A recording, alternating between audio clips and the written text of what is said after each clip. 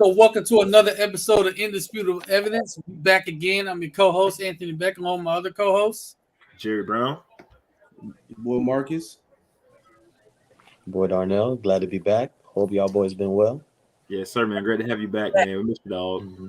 No man, it's been a void on this pod without you, dog. We missed you. I miss y'all too, man. man. It was finals week, and I got hella shit to do. Yeah, in terms of just making up a lot of stuff. I know you in hell right now with the education bro. stuff, boy. We got two special guests joining us again tonight. You've seen them on the show before, separately. They're all here together now. We got Tony and Cam on, co-hosts of the Panthers Town Hall, which apparently has been canceled for the rest of the year because Tony has literally said there's no point at this point. So, how y'all doing tonight? What's going on, man? Yo, what's up, podcast, bro? Glad to be on here with my brother Cam too, brother. What's going on? Not much, bro. You already know, man. Just chilling, bro. Just chilling. But real quick, why was the town hall? You said what now? Like what? Y'all can't do town halls discussing who y'all want. See, this was my thing, bro, and Cam can attest to it to himself too, because we already talked about this like off camera. But like, the Panthers are so bad, there's literally nothing to talk about, bro. Like there's literally nothing to say, but we suck. Like, it's no like, oh, how can we fix this, bro? It's sad. We in mid-October and we already looking at mock drafts. It's not even October 31st. And he not talking about 2023 mock drafts. We talking about 2024. That's how bad it is. Because next year we gonna suck too. Yeah, we already looking at 2024, bro. Like, hey man, I've been there with the Jags, bro. I've been there plenty of times in my squad. It ain't nothing nice. So, like I said, we just, with Matt Rule getting fired now, that's cool. We happy about that. You feel me? But unless something big pops off, like us hiring a coach or something like that, I feel like what's the point of every Sunday night getting on that thing saying the same exact stuff? Yeah, we suck. We need a quarterback. We need a head coach. We need to do everything. There's not really any more ways you can say that. Right. Saying like the team just might as well just mail it in for the rest of the season, because like there's nothing else that we can say, because we know we don't have a head coach. You know what I'm saying? With all due respect to Steve Wilkes, we don't have a head. We don't have no quarterback. You know what I'm saying? With all due disrespect to Baker Mayfield, Sam Darnold, and them boys, it's just real bad, man. So ain't nothing else we can say, man. Ain't nothing else we can say. With all disrespect, I'm done. Yeah, man. While we talking about NFL, I kind of go over. I guess we can hop in the NFL, bro. Miami, dog. I felt good about us, bro. But we literally had everything bad happen. Like Needham went out, bro. Terry and Armstead.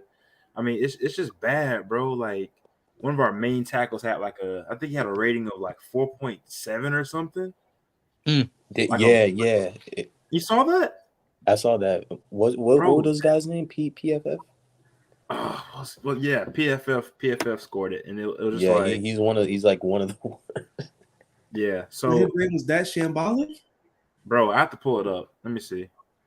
I don't know where I can find it, but we got a lot going on, bro. Like there's nobody healthy right now. It's crazy, and we just signed LaMichael Pirine. Yeah, we're down. Miami. There. I think the main problem is that obviously your quarterback is hurt, and the guys that are his backups aren't him. And you know what I'm saying? You go from and it's not even me, somebody who's like super high on Tua. I think he's a good quarterback. You know what I'm saying? I think he's improving, obviously. And the talent they surrounded him with helped him a lot.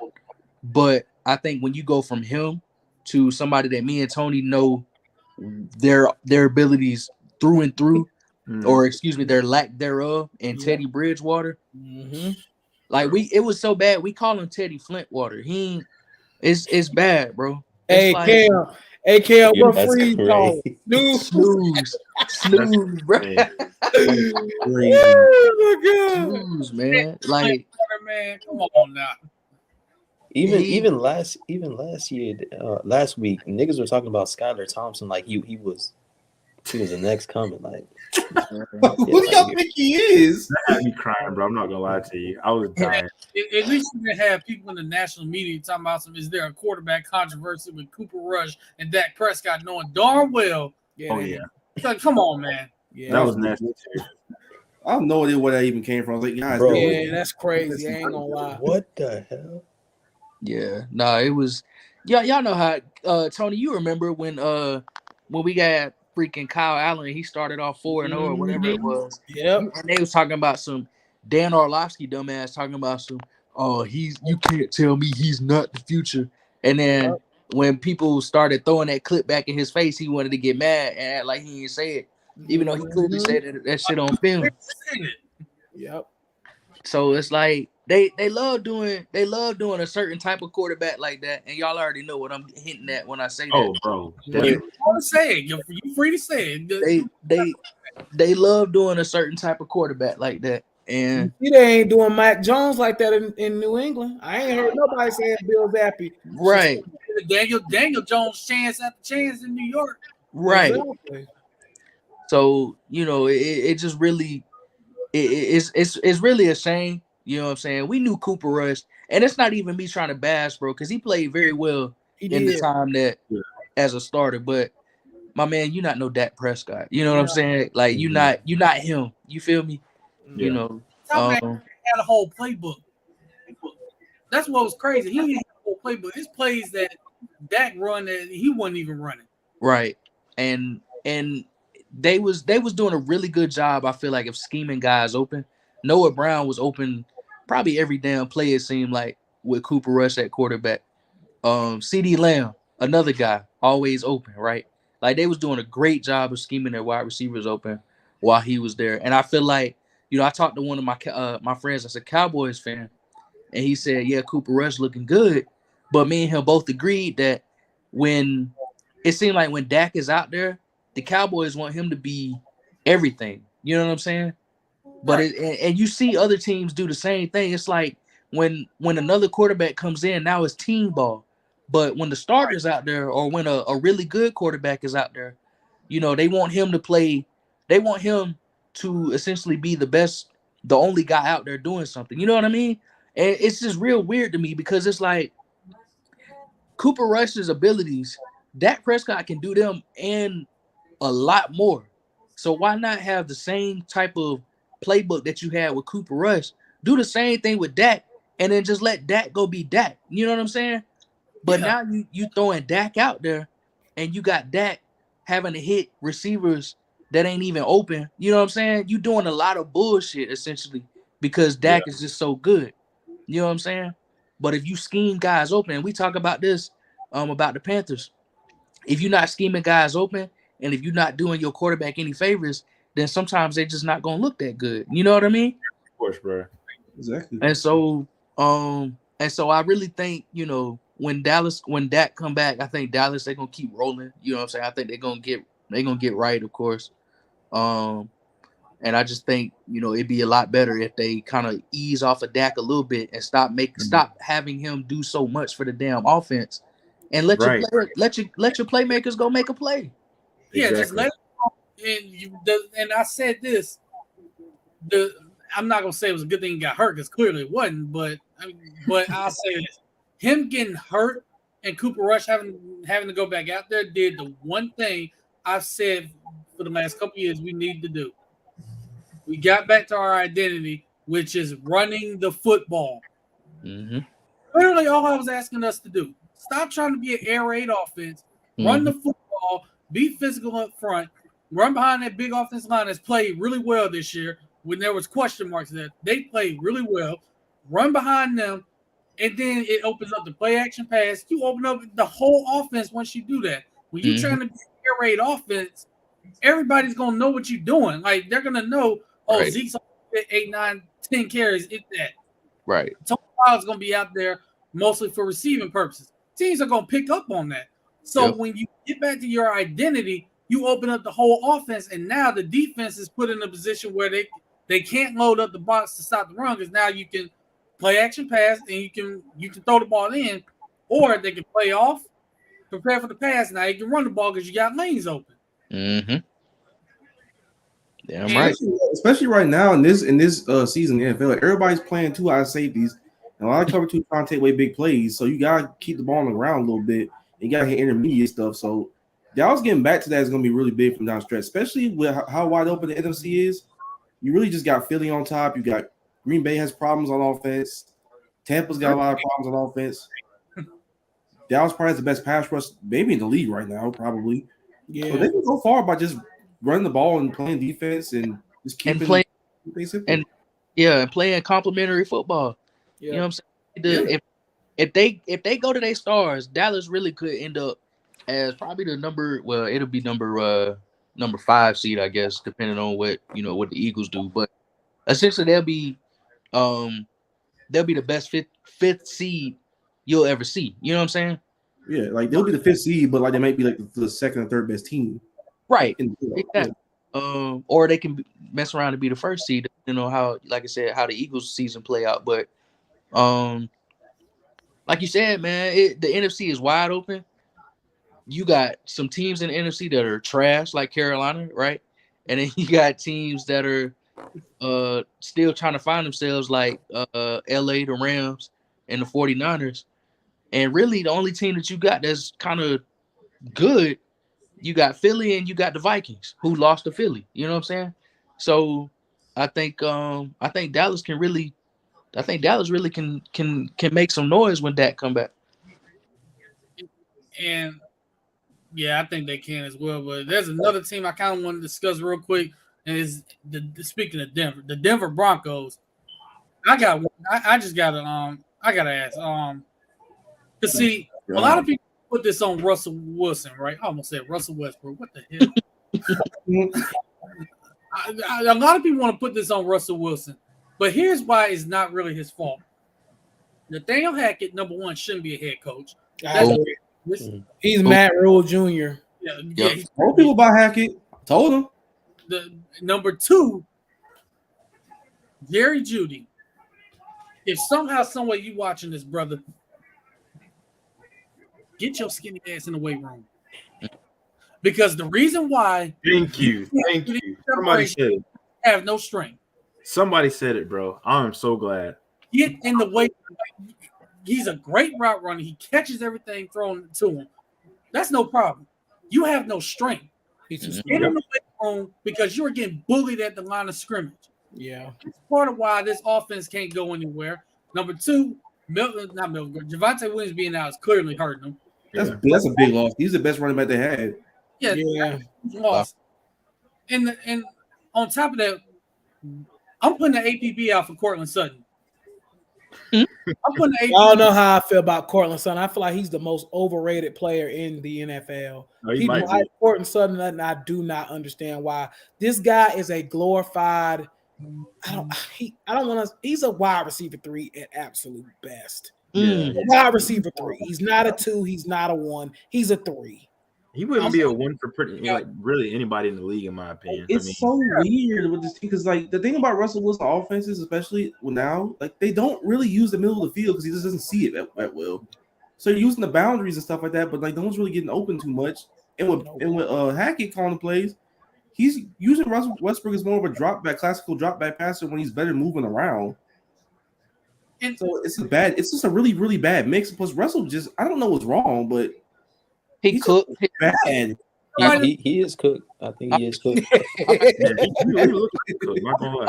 I'm not dog food is what he's cooking. I'm not gonna say he's cooked as in like his career's over. I think he's going through a lot of injuries and shit, but he cooked. You know what I'm saying? This year is cooked, bro. It's over. Like they might as well mail that shit in because that man's arm. I don't know if y'all seen it last night, but he was out there throwing ducks, bro. Like he was throwing ducks. He had KJ Hamler, I think, open. He could, if he hit that man in stride, that was a touchdown, and he underthrew him. And I mean, obviously, they ended up losing the game, but like there were things that Russell Wilson just missed on. Started off so hot. He finished the first quarter 10 for 10. Finished the rest of the game 5 for 17. That's It was crazy. it was a bad look. And another thing, again, Nathaniel Hackett.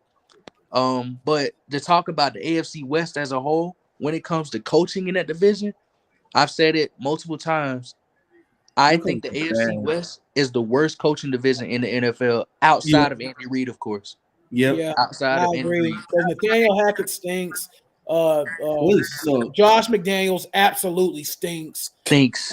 Staley thinks it's mad. And Staley ain't much better, honestly. He not.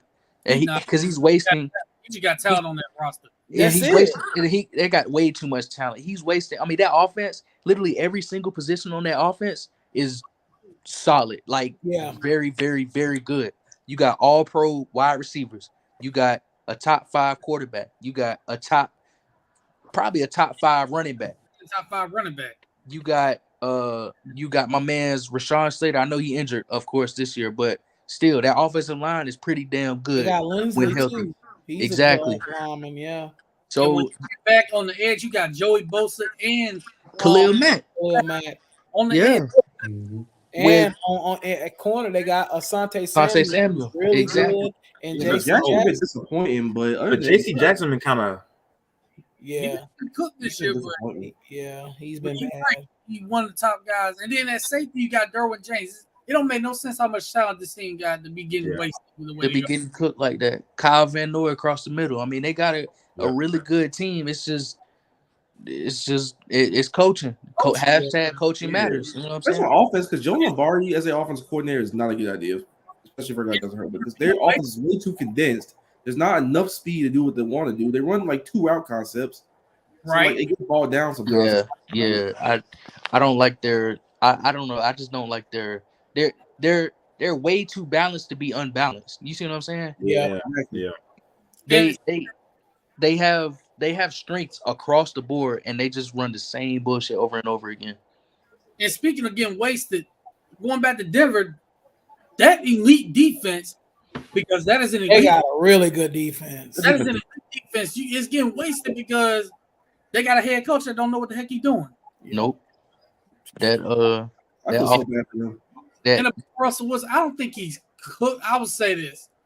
He's dealing with a lot of injuries, like you said, because they reported he got a shoulder injury. Now he got a hamstring injury he's dealing with. Somebody he can miss time there. But it's on top of the fact that he really has nobody to throw to because either guys can't get open or they're just not that good. Right. Yeah. So it's a horrible situation. It's almost not. It's not as bad, but it's almost as bad as Justin Fields in Chicago right now. Yeah. I think the Denver has the much better offense, but I think the way that they put those guys out there on the field, I agree, it's almost as bad as how they do. Because Chicago, I mean, hell, some of the concepts really ain't even that bad. You know what I'm saying? It's just the guys have just can't execute it that damn well. You know what I'm saying?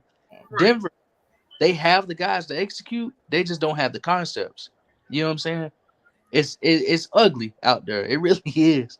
They ain't got no running back right now neither. So it's like they kind of stuck, bro, to be honest with you. And one thing I will say, the NFL, bro, please, I beg you, please stop. Just stop. Like, stop. Don't have me come home on a Thursday night. I'm about to get good damn football, and you got goddamn Washington Commanders.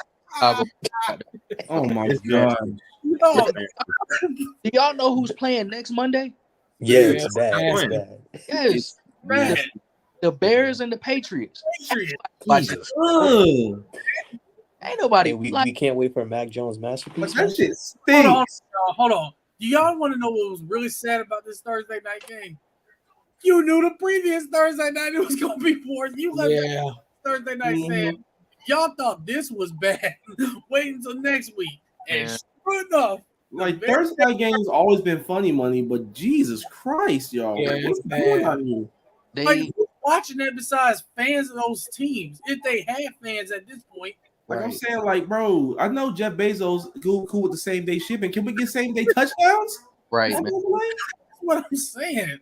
Like, I'm literally trying. I was literally trying to watch who was playing Temple and UCF. Was they playing? I think I was watching them, and then At least you saw points in that game. UCF dropped 70. It was terrible, but hey, it was fun watching them drop 70. But then I heard Justin Fields was kind of starting to cook a little bit. I was like, because I kept telling myself, I'm not gonna watch the game. I'm not gonna watch this game. Timeline started saying he started to cook a little bit. I was like, dang. Yeah. I turned it on. He was cooking that last drive. Now he was cooking. Yeah. What the hell that last drive was? Wide receivers couldn't catch passes. Them wide receivers couldn't catch. It's sad, bro. They be cooking Justin Fields all over the timeline, but like, look who's surrounding cast is, bro. Like, What's surrounding cast? It's bad. That's why our cast is creative wide receiver from 2K5. It's like This line, no receivers. Like, what is he supposed to do? it's really bad, man. Like, and they don't understand. Like, Justin Fields is a supremely talented quarterback. Like, he has the ability. He can run the damn football. He can throw the damn football. Yep. But they hired a defensive head coach Yep. to come in there. That was where they made their first mistake. You knew at that point in time, you knew that it was fucked up. You know what I'm saying? Like, you don't do that. You don't have a guy on your team. Let's look at the New York Jets, right? Even though what's my man name? Robert Saleh. Yeah, even though he's a defensive guy, he came in and he drafted Zach Wilson and he surrounded Zach Wilson with pieces. The New York Football Jets got two good damn running backs in Breece Hall and Michael Carter. They got Michael Carter. Yep, they got solid wide receivers. They offensive line is building. They put Joe Flacco behind Zach Wilson to help him develop. Yep. You know what I'm saying? And you got a good defense with guys like Sauce Gardner on the other end. You got And then you got Chicago. They did the exact opposite. They brought in Justin Fields, gave him Andy Dalton to sit behind or to start in front of him his first year, and his second year, I don't know who the hell the backup is right now. To even come in and help. I don't know who the offensive play caller is. I don't know what the hell they got going on over there. Their O-line absolutely stinks too as well. Yeah, it was bad. Secret. They called me to be the backup one day. I told them no. I'm not gonna go behind that offensive line. You crazy? Like, you ain't gonna kill me. And people get mad at me all the time when I say that we should have took Justin Fields over J.C. Horn. They get mad at me when I say that, and it's not even me trying with that tape. I agree with that. And that's not even me trying to bash Horn. Awesome, like he's really good, but my man, like you need a quarterback. Go get a quarterback, bro. You got to. It's right there. And again, even if Justin Fields turns out to be a bust, like he could turn out to be a bust. Logically, it still doesn't make sense to me to this day. You know what I'm saying? But again, beggars can't be choosers. I can't be mad because it's in a way it's working out for us. But I think going to end up happening. It's not. This is what they're gonna trade him. They're gonna trade him because you right now. You got the media saying, "Is Justin Fields a franchise quarterback?" I don't know if he's a franchise quarterback. That's what they're saying right now. He gets traded by the Bears, or all of a sudden he becomes a free agent, goes elsewhere. You know what he's gonna do, right? He's gonna start cooking with that other team that he go to. Right. The Bears look stupid, and it's gonna make the media look stupid. Like they're gonna be like, "Well, dang, maybe he was a franchise quarterback." Now we got to look at what was around him with the Bears. Then they're gonna look at what was around him. They're gonna see he had nothing, and everybody like us that have this platform right now gonna be saying, "Dang, y'all just not catching on to the fact that he had nothing around him." Right. Did anyone see that mock draft that had Bryce Young going to the Bears? Yeah, I saw that. I didn't see that. No. If this is what I think though. If I'm a quarterback, I am not one of those Chicago Bears because that team has never once gave a damn about offensive football. No. Their best offense was in the year that damn Hitler invaded Poland. That's how long the drought is.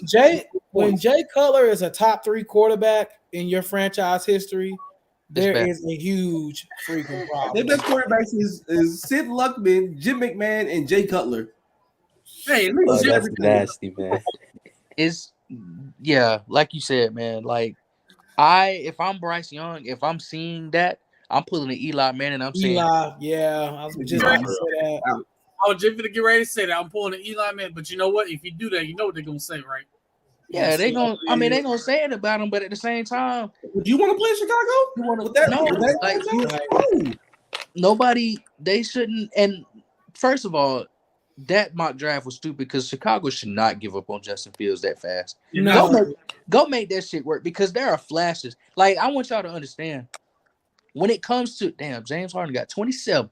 When it comes to He been good. when it comes to escaping pressure, Justin Fields might be already top 5 at escaping pressure.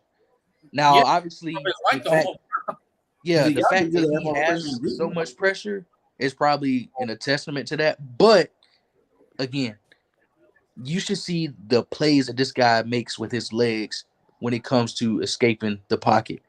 He is phenomenal at, again, running the football. He's phenomenal. He's already probably, another top 5 runner at the quarterback position in the NFL right now. Yeah. He is great. And passing the football, again, there are some mental things that he has to work through, which, Tony can, tell you that Ohio State is more of like, they don't really have a very, how do I say it? They don't, it's one read and you out. You know what I'm saying? Yeah. Like it's not, he's never had to kind of go through the progressions and, see the field or whatever. He has to do that now. He has to learn that, it's just not going to be one read. And in the NFL, a covered receiver is an open receiver. You know what I'm saying? Like there ain't no such thing as wide open. If they wide open, that's bad. You know what I'm saying? I ain't gonna lie. Hold on, Kimbo. Let me negatively recruit real quick. I'm just gonna tell y'all now. These big time quarterbacks going to Ohio State, especially if Stroud get to the lead and don't pan out, y'all need to stop going to Ohio State. No, low key, Here's why. Here's why. I'm gonna tell you why. Cam just hit it on the money. Pretty much all Ohio State system, really for the past since Urban was there, even. Yeah. It's a one read system. Yeah. Similar to Ole Miss as well. That's why I'm not that huge on Matt Corral either. It's a one read system where you're looking at one guy, break, go. That's it. Now, and it's not, and people always have this assumption about, Ohio State quarterbacks and stuff like that. And somewhat it's kind of true because of their scheme. But I will say this though. I do think this kid, CJ Stroud, is a little different because he's a true pocket passer. So I feel a little bit more safer with him before he runs. But Ohio State is known for one read offenses. They're not, Cam just hit it on the money. So, you know what I'm saying? I gotta be honest, that is true. I'm gonna start looking at Ohio State a little different if that happened. I'm gonna be like, hey, look, man, don't go there. Yeah, let's see how CJ Stroud pan out. But if he don't pan out, it might be time to pull the plug on big time quarterbacks going to Ohio State. It's like wide receivers going to Georgia and Auburn, with the exception of exactly, same thing. Especially George Pickens, because how in the world? Look at George Pickens the way he's looked already in the NFL. How in the world was he not doing that stuff at Georgia? Because I watched a lot of Georgia's games. I ain't see him doing that stuff. He was a good player, but he wasn't moving like this, bro. He wasn't moving like that. That's what I'm saying. He wasn't moving like this. Like Georgia, such a run heavy offense, and they use that damn tight end. Yeah. But like you said, man, we gotta. I understand. You never want to scout the helmet. You want to scout the player, but at the same time, you got to start looking at Ohio State as a whole. Like, it's not the player's fault, but they might essentially, I hate to say development hell, but it's not a good spot for you to go if you're trying to get to the next level in your development. You know what I'm saying? Because I think about a guy like Tony. I think about a guy like Quinn Ewers. You know what I'm saying? Quinn Ewers left Ohio State, and it wasn't because of his NFL prospects. It was because he got beat out by CJ Stroud. But he left fucking Ohio State, went to Texas, and now they saying he might be the number 1 overall pick in 2024. Oh, he's outstanding, bro. He's outstanding. He is. He's really good. But see, Texas don't have that one read offense. Yeah. Yeah, Steve Sarkisian, his offense, you got to go through your progressions with him. Exactly. Yep. And if it ain't that, then you can take off and run. Yep. So, yeah, you got to look at different schools when it comes to that now. Speaking of college, now that we kind of own college football, we kind of transition to it.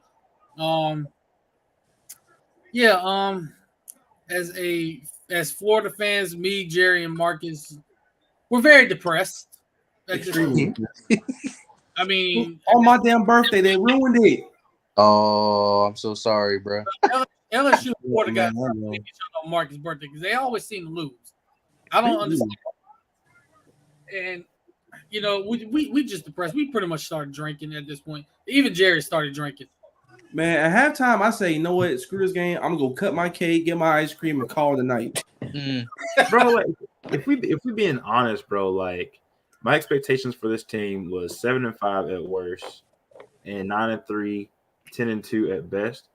But I thought the defense would take a leap. Some lies were told about a certain coordinator. I can't lie to you, bro. I can't lie to you. I've seen a lot of things happen that could. It's not the fact that, like, I understand we have some bad players, but if you continue to let things happen, what does that say about you? Mm-hmm.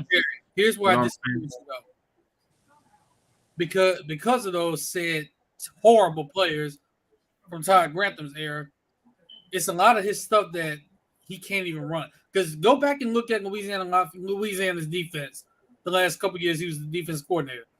Okay. He saw way more schemes defensively in how they stopped their opponents. You saw different schemes. You saw different motions, movements, all that. Blitz packages. You saw a whole lot of different schemes. You're not seeing that right now because he doesn't have the players to run it. Well, AB, let me ask you this, man. Let me ask you this. So, going from Louisiana Lafayette to Florida, right? You would think there's somewhat of Javon Dexter's not a scrub. Do you agree? No, he's not. He hadn't played well this year, but he's not a scrub. Ventrell Miller's not a scrub, right? Best linebacker in the country. Jason Marshall is not a scrub. Oh, stop. Well, hold on. I'm sorry. Hold on. You said best linebacker in the country? Talking about Calm down. You said calm down. I'm talking about as far as how he's played this year, and I'm not talking overall. Overall, no. He's the best. He's the best run stopper in my opinion, from what I've seen. Yeah, we not talking about overall. Okay. I said I had to make sure. That's crazy. Ain't that crazy? That's wild. I'm Okay, talking about. go ahead. My bad. I didn't mean to cut you off, Jerry. No, you good, fam. I figured after you heard that was gonna be a little, The man is a cortisone shot in his fractured foot going out there running and playing right now. Right. But yeah, AB, like I was saying, Jason Marshall, he's not a scrub. But it hasn't played well this year either. Kimber, he's not really a scrub, right? He had a pick six. Jaden Hill's not really a scrub. Not really a scrub. Fine. We don't have scrubs. So there's too many guys that are just fine. But that's the other issue though, Jerry. Is also too many guys out there, Agent Zero, that shouldn't be that don't know what they're doing. But at this point, yeah, you can take him out, and I think he should, but you still don't have the depth also to run what you really want to run. It's the same offensively when you think about it. Yeah, we're putting up points, but it's the same thing offensively. You don't really have the guys to run what you truly want to run. So right now, everything looks so vanilla. So until there's talent that comes in, this is what we're going to see. And by the way, the purge has begun in the program with Josh Braun entering the portal. They ain't going to be anywhere near. They ain't going to be anywhere near all of it. I feel what you're saying, bro. It's just like the defense should not be that bad. Like, I don't care. Like, bro, it shouldn't be that bad. You see guys wide open, bro. Wide open. They were running wide open last year, too. That's the problem. They've been running wide open the last 3 years. Let me give y'all I guess a little bit of a outside perspective of the whole situation. Because I did watch y'all a little bit when y'all played LSU the other day ago. Mm-hmm. Offensively, I see a lot of improvement throughout the year. I think Richardson has gotten better. I like them 2 running backs y'all got, especially ETN. Oh, yeah. I like him. I like that number 2 y'all got too. He pretty decent as well. Or is it number 5? I can't remember. Montrell Johnson. Yeah, Johnson. Yeah, I like him. Y'all got some guys on offense, and I think y'all scheme is starting to come together well. Defensively, y'all just look lost. Like y'all just look, and mainly in the secondary, y'all just look absolutely lost. Like I seen so many missed assignments, misreads, just miscommunication. And just say it, Tony. Who's the main culprit? I don't want that man sliding in my DMs, bro. I don't got no time. It ain't just him. Like I won't say that it ain't just him. Yeah, it's not just him. No, it's not just him. But he was, he was definitely a part of that of getting burnt and stuff like that. But I think for y'all, like I tried to tell y'all in the preseason, it's going to take time to get Billy Napier's guys in here. Y'all got to think about it. Florida is going through a culture change. Yeah. That doesn't happen overnight. It takes time. Just like y'all just brought up, y'all have decent players. It's just a change of culture, a change of scheme. Those things take time. And that's why I said at the beginning of the year, if Napier gets 7 wins, y'all had a tremendous season because there's so much things that Dan Mullen did not do, aka recruit depth, aka brought in bad culture guys. I seen a guy on what was it? IG sticking the middle finger up saying F this team. That boy was trending. That type of stuff. But he told everybody else before the game he was talking about LSU. I don't know if I believe that, to be honest. I don't believe that at all, bro. I don't believe that. Yeah, I don't believe that at all. I'm glad you said what you said, Tony, because I gotta put this banner up real quick. Yeah, exactly. Like you gotta chill out. It's year 1. Like it's year 1, bro. Relax. Wait, let me edit it real quick though. Hold on. Like it's just for me personally, I think Florida fans expected a 9 and 10 win season because the first year with other coaches, they seen that. They seen 9 and 10 wins and thought, oh yeah, because one coach did it, the next coach is gonna do it. No, that's not the case.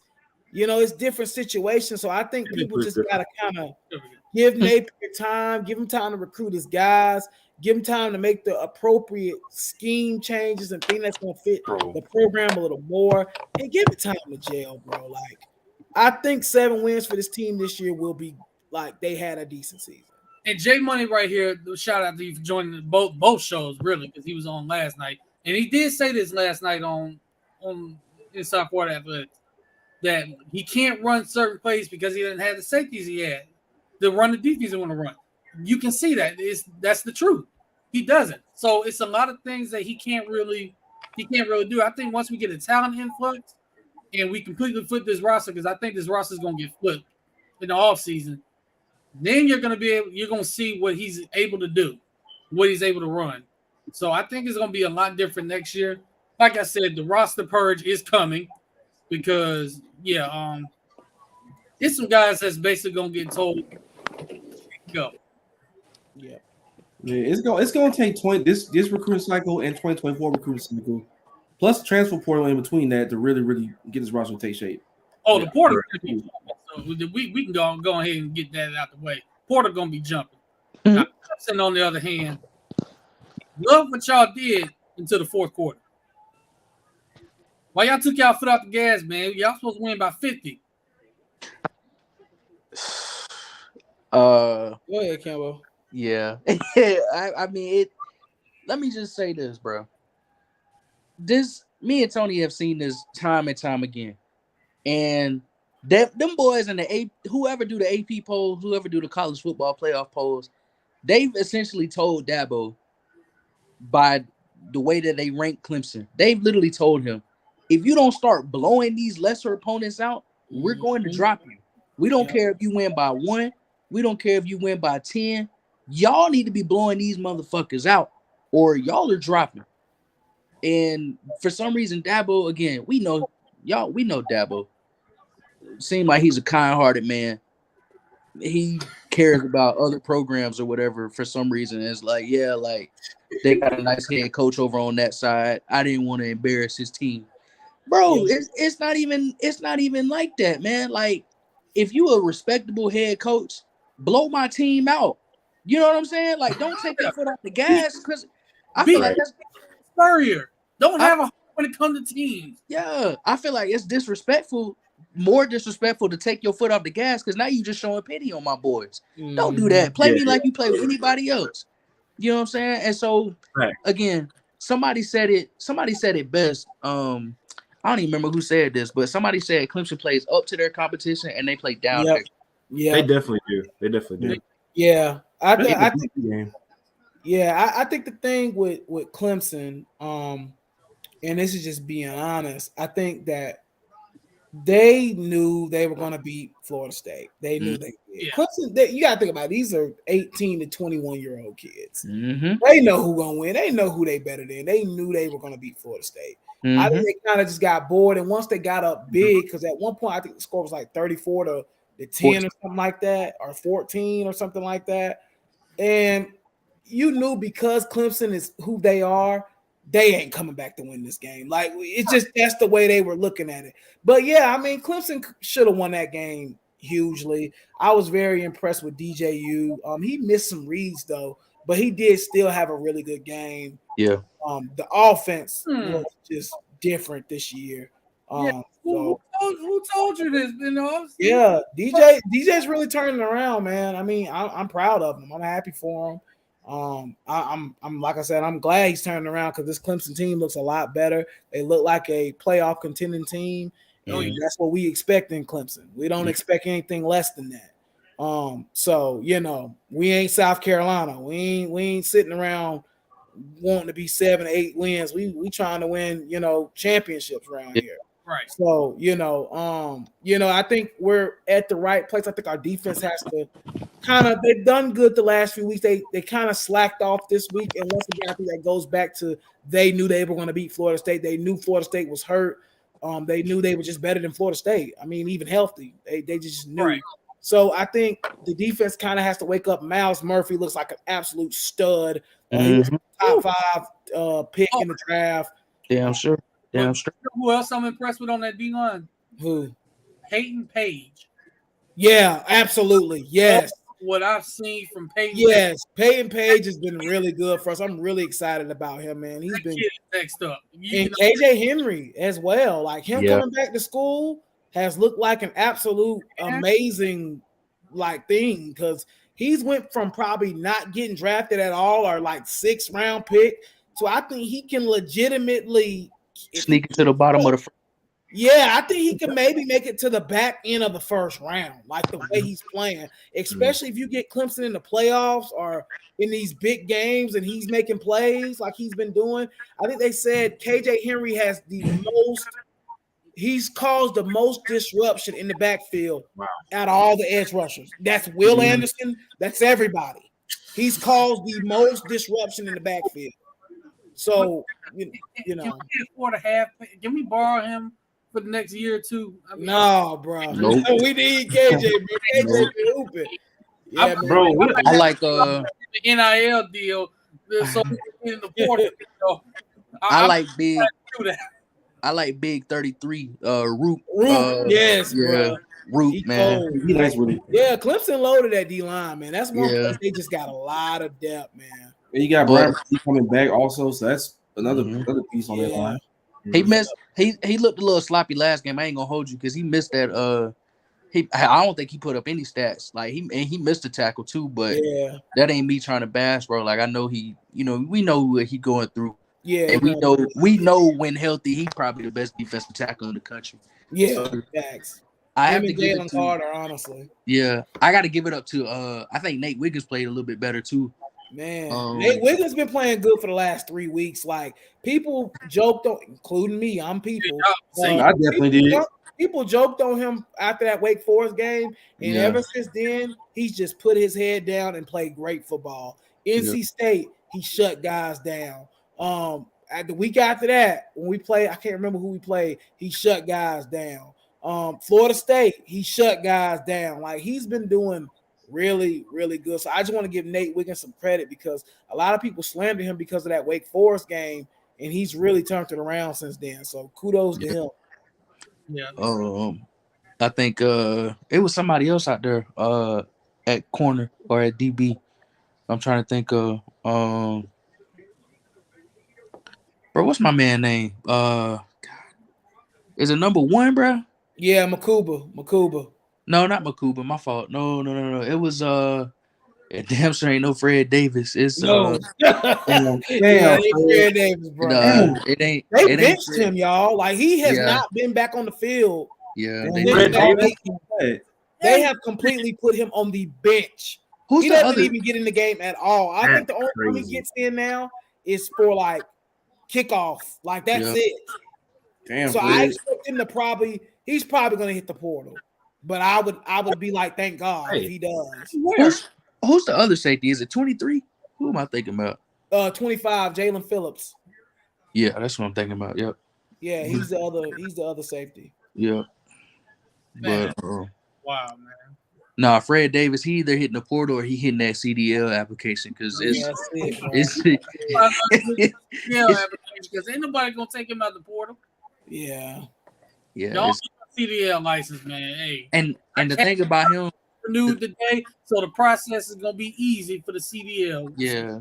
The thing about the difference between Fred and Nate is that Nate was getting cooked, but Nate is a freshman. Yeah, Right. Nate's You know what young. I'm saying? Yeah. I was got the talent, so it's just and- kind of putting together. and you see flashes because he got a couple of pass deflections on the season. It's like, damn, that was a good, you know what I'm saying? That was a good PBU, but it's like when you look at Fred Davis, he was getting cooked, and I looked and I was like, damn, bro, he a freshman too. And then I looked on like the actual depth chart.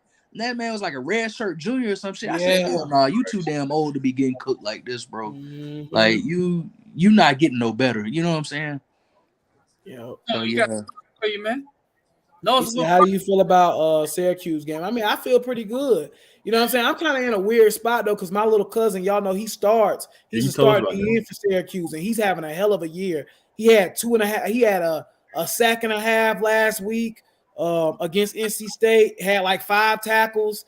So I'm super proud of Jatarius Greer. Keep an eye out on him because I think that boy going to the league. Like, and I know I'm not just saying that because he my cousin. Like he legit. Has a Right. chance at going to the league. So I want to give him a shout out real quick. But yeah, like I think Clemson, and I don't want to shit on Syracuse because like I said, I got family that played literally on the team, but like I think Syracuse ain't really played nobody either. Like the NC State win, it's a good win. Don't get me wrong, because that defense is still good.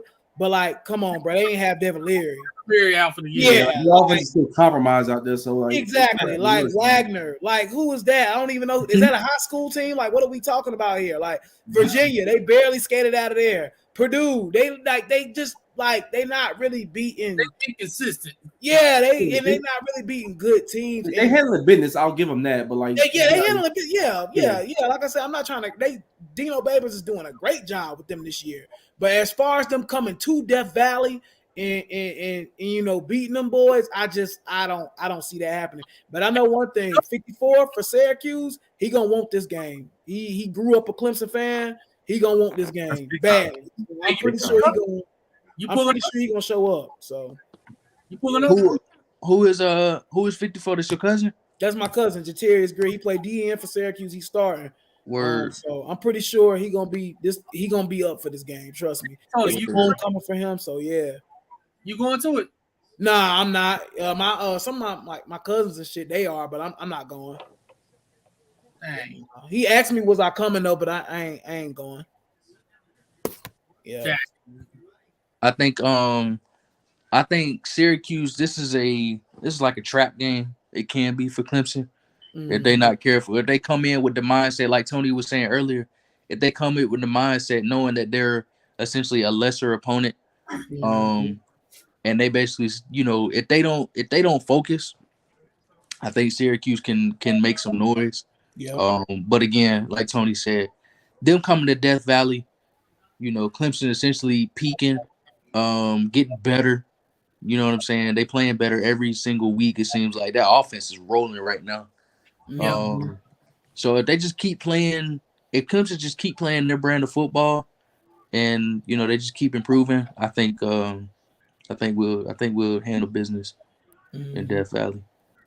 Now speaking of Clemson, they had a decommitment from Zachariah Owens, and he took a visit to Florida State. ironically, for the Florida State Clemson game. Mm-hmm. Now, Tony, I'm gonna let you explain this story because now it's since recommitted to Clemson. Mm-hmm. So, Tony, explain to the good people, what was the situation with him? Yeah, this is something that I kind of want to bring up because it ties in to something I want to talk about recruiting wise. So, kind of explain the whole story. Yeah, so let me explain the whole story. I can talk about it now because he's already recommitted back to Clemson. So pretty much, and I heard kind of some rumblings about this like last week, but I didn't think much of it. I was like, okay, whatever. If he decommits, I mean, that's cool. But pretty much, long story short, Zachariah Owens, high four-star tackle out of Georgia. He was committed to Clemson, been committed to Clemson since July 4th, right? So pretty much, somebody had texted me like Tuesday or Wednesday and was like, Flapjack he about to decommit and go to Florida State, but don't tell nobody. I was like, I bet. So the next day, I think that Thursday, he decommits. That Friday, he schedules the visit for Florida State. Now, the person that I talked to was like, pretty much, he didn't want to go to Florida State. Like, it was his parents forcing the crap. Like, it was his parents that, like, was forcing it. They really wanted him to go to Florida State because of the money. From what I heard, this is what the source told me. Don't kill the messenger. This is just what they told me. Zachariah Owens didn't want to go to Florida State, but they said take the trip. And with Clemson, they have this whole visit thing where if you committed, you can't visit. So he decommitted the visit because his parents was like pretty much pushing him. So then he goes to Florida State. Now, y'all seen did y'all see I know AB did. Y'all see the picture I posted, and pretty much sources were saying that they was pretty much saying that Zachariah Owens was he's at the Clemson Florida State game, at the Florida State visits and recruits cheering for Clemson. Yeah, like he's cheering for Clemson. I never seen that, bro. That's insane. All around, he's cheering for Clemson. They said he was absolutely miserable at the and I can confirm, and I mean after today, I think we can all confirm that is true. Yeah, he was at the game pretty much from what I heard from a source that was at the game. They said he did not want to be there. He was uninterested. He wasn't talking to any of the other recruits. He pretty much told the person that I know, fuck Florida State. I do not want to be here. God, that's nuts. He told them that straight. I want to be a Clemson Tiger. I got that text Sunday morning. He was like, bruh, the person I talked to was like, yeah, he ain't going to Florida State. Y'all about to get him back probably tomorrow. He literally told me that. So the next day, when people were talking about it, saying, oh shit, he had a miserable time, I already knew. On Monday morning when that came out to the public, I already knew. I knew a whole day before. I knew on Sunday that he didn't want to be there. Right. Flapjack had a conversation with his parents and family and pretty much put his foot down and said, fuck y'all, I'm going to Clemson. I don't want to go to Florida State. I do not want to go there. And I think part of the reason he was actively rooting for Clemson at the game too was to kind of show his parents and the people that's in his ear, fuck y'all. I don't want to go. Pretty much. I'm just telling you from what I hear. So he asked Clemson on Saturday night, pretty much, can y'all pick my recruitment back up? I want to come back home type shit. Monday, Dabo got the call and was like, bro, you come on back home. Today he recommitted. But he really recommitted on yesterday, but he just posted it today. So insane, bro. Yeah, I mean, it's a bad look for Florida State, but I also don't want people to crap on the kid too much because it's almost like your parents telling you to eat green beans as an 8-year-older. You know you don't want to do that shit. Like you know you don't. Like you're getting forced to. So let's kind of be, and Florida State and Clemson fans, let's be kind of kind to this kid because he did not want to be at Florida State in the first place. That's why he was rooting for Clemson at the Florida State game because he didn't want to be there. So that's that. I'm glad you brought up the green bean theory. Kids that might be ages 5 and 8 watching this somehow, do what I did as a kid when your parents sit and try and force you to eat a vegetable you don't want to eat, you don't like, and just sit there. Right. Like I did with Brussels sprouts. My mama literally told me you're going to sit there till you eat it. That's what I did. Sat right there. Sat right iron ass. Bo was saying the whole night. But I'm glad you told the story because This nigga, I sat there. But yeah, it kind of ties into what I want to talk about because parents, and I said this last night, parents, stop getting so heavily involved in your kids' recruitment. Yep. Because at the end of the day, this is their decision. This is not your decision. Yes, we want y'all to have input because, again, these are 17, 18-year-old kids. So, of course, they're going to need some guidance. Right. That's what you need to be there for. You don't need to be there trying to make the whole decision for them because at the end of the day, it's their decision. They got to live with it. Yeah. They got to be at the school, not you. So if you're forcing them to go to a school and then they're miserable, you literally pretty much ruined this kid's college experience. Exactly. And if you followed recruiting for as long as me and Tony has, because I know he's followed it for a long time, you remember Devontae Neal? Yes. He ended up signing with Notre Dame because his dad forced him to go there. Mm-hmm. After 2 years, he entered the portal. Now, he wanted to go to Arizona originally out of high school. Yeah. He entered the portal after 2 years. Tony, tell everybody where he ended up going at the end of the portal. Dang, I'm trying to remember. I can't remember right now where he ended up going. He went where? Arizona. Oh, yeah, he did end up going to Arizona. Yeah, Went right to where he wanted to be. Arizona. Yeah. Went right to Arizona. That's where he originally wanted to be.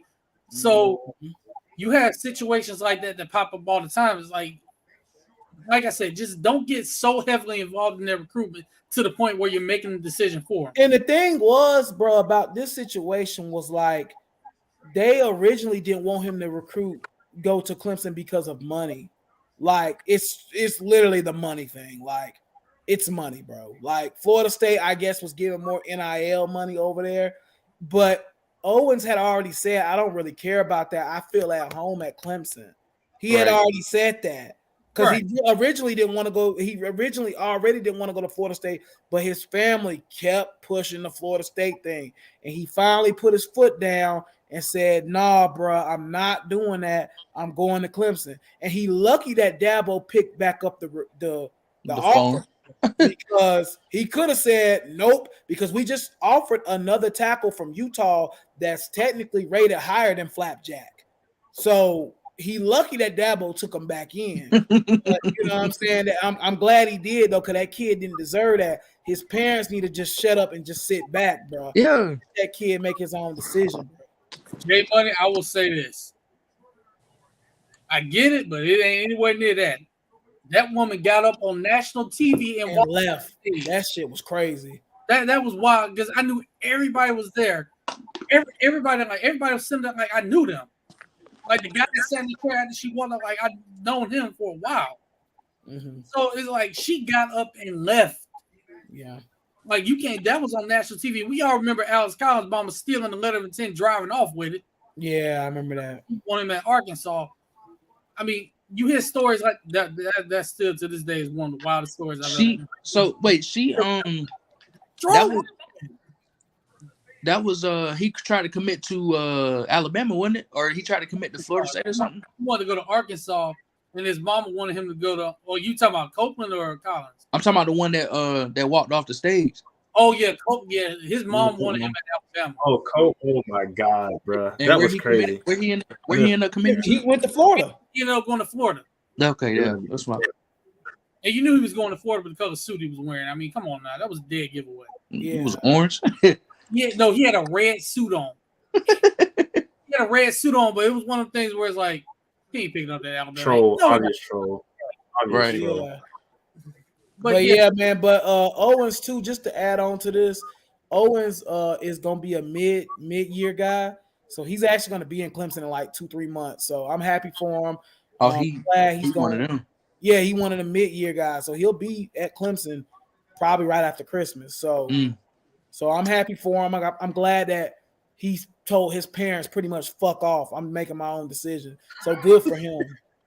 Yeah, good for him, honestly, and vice versa. Like if his parents was forcing him to be at Clemson and he wanted to go at Florida State and actually be at Florida State, I would have felt the same exact way. Like, let that kid make his decision, man. Yeah. Like, he's the one going to the school, not you, parent. Like let him exactly. And like, And at the end of the day, like the transfer portal exists. So even if he chooses to go to Clemson, and he's like, well, you know what? On second thought, it's not really the place for me. He can go somewhere else after that. Exactly. He gonna jump off anyway. So I don't know why you force him to go somewhere he don't want to go. To begin with. Exactly, bro. And then the way I see it, because he a D tackle, right? He an O lineman. He a left tackle.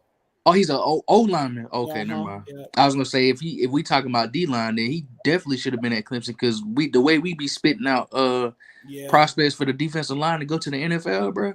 Come on, man. But no, O line. Hell, even O line, we done had Jackson Carman last couple of years. So yeah, and as Florida fans, you have any idea how many recruits we done lost because of parents getting involved? Walter Nolan being the latest, I think, right? Damn, why you had man, well, that's a deep cut, Jay. Why you had to do that? Walter Nolan. Hey, Tony, let me tell you how bad it was. This kid had visited Florida over the summer, right? Mm-hmm. At the airport, getting ready to fly back to Tennessee because that's where they live. The man at the airport, literally after his Florida visit, posted on Twitter, "I'm ready to commit." It was about to literally commit, and then the dad got in and pretty much said, you're not committing right now. It was so bad to the point where his dad had control of his Twitter account. Come on, man. See, that's what I'm saying. That's too much. He had like a top 4 of like Michigan, Texas A&M, Alabama, and Georgia. No, it was Tennessee, Michigan, Texas A&M, and Georgia. Like 5 minutes later, the Florida Gators website ran a story saying, I'm still going to visit, where he literally said, I'm still visiting Florida. I'm still considering Florida. But they didn't even make your top 4. Yeah, that's crazy. Didn't he end up at A&M? Yeah, he ended up at A&M. They he said had a fumble recovery against Alabama or forced a fumble. Money. That's all money. That was clearly money. That's what I'm saying, bro. That's what I'm saying. The shit, you know what I'm saying? These parents get involved and they want some of that cash. And I understand it. I get what you're saying. But at the same time, man, I want to do whatever's going to make my kid happy, bro. You feel like that's just me as a person. Like, you know, I want to either way, money going to roll in. You know what I'm saying? Exactly. Right. Exactly. So don't do that to y'all kids now. That's all I'm saying. No. Listen, man, I'm a Clemson man. Again. If the South Carolina game where my son wants to go, I'm gonna let him do that. Like if that's what now best believe when they play against Clemson, I'm rooting against his ass, absolutely. But I'm still gonna be like, yeah, son, like go ahead and go to. You feel me, South Carolina? But when you play Clemson, I'm not rooting for you. Like I'm gonna be straight up with you. Now, what if South Carolina offer you the $5 million to become a South Carolina fan? What you gonna do? No, hell no, I can't do it. Nah, hell no. Bro, that's $5 million. Nah, bro. I'm sorry. I'm Clemson. I bleed Clemson orange, bro. I can't do it, man. Yeah, I respect it, Tom. I respect it. But that's $5 million though. If it was somebody like Miami or something like that, or somebody like that, I ain't got that. Not my main ops. I wouldn't. I probably would do it. But South Carolina, Florida State, no, absolutely not. You say that until the person say, "Okay, no $5 million, I'm gonna double it." Nah, I can't trade up on Clemson, bro. It's just not gonna happen. It's not gonna happen for me, bro. He'll triple. Nah, I'm still not going, bro. You know, fandom is crazy, bro. We do crazy shit over fandom. Hold on. I just want to recognize triple is $15 million. 15 mil. I'm not changing up on my boys for 15 million, bro. I'm dead ass serious, bro. I know y'all like Tony, you crazy as hell. I'm not changing. I'm not doing it, bro. I love Clemson too much. Now, if there's somebody telling me I am paying $15 million to lead the Panthers, I'm booking it. I'm doing it as fast as I can. Oh yeah. They said the Church of Cabo got him too strong. Matter of fact, speaking of the Panthers, go ahead and put that decommitment note up. Oh, man. I'm gonna try to ride it out with him, man. But respect my decision. AB, bro. You going to Georgia? Tony, you going to Georgia for 15 mil? Oh hell no. Bro. Are you serious? No, I ain't doing I that. don't think y'all realize what 15 million. Yeah, that's a lot of money. That's a Hey, whole. a lot That's of money, life-changing bro. money, bro. Hey, I say this to my coworkers all the time, though. All money ain't good money. Bro, get the 15 mil, invest back They're in not. the It's not like they're asking you to cheat or some shit, nigga. Like, They say, hey, bro, take the 15 mil, come play. That's all they doing.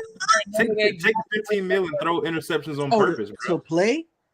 Oh, to play? Oh, I'm throwing every game we played in. That's Oh, all. yeah, I didn't- yeah. I didn't know you was talking about That's the play. different. Yeah. If you no, got it that was, play, I hell think it was yeah. being a fan. I thought y'all said 15 million to be a fan, and you gotta Oh, like support that school. Yeah. Oh, So like, let me 15 put it mil. this way. So when I was applying for college, if I didn't get accepted, because I got accepted to Clemson, Coastal Carolina, and South Carolina, and if Clemson didn't accept me, then I would have went to South Carolina. Like it would have just been that would have been the way. You know what I'm saying? You'd have been on South Carolina campus wearing a Clemson shirt. Right? Probably no. It was people. I had a lot of friends that grew up South Carolina fans, but Clemson's the better engineering school, and they wanted to come for engineering. They was wearing South Carolina gear on Clemson campus. That's Yep. real though. That's how they would do it. Now, eventually, they ended up switching over time to they ended up switching to He Clemson said, "How fans, about 40 mil?" Oh God, now y'all hurt my heart, man. I don't know. 40 mil, man. I don't know, bro. Shit. Oh, that's a shit ton of money. I don't know, man. 5 mil Oh. is generational money. 40 mil.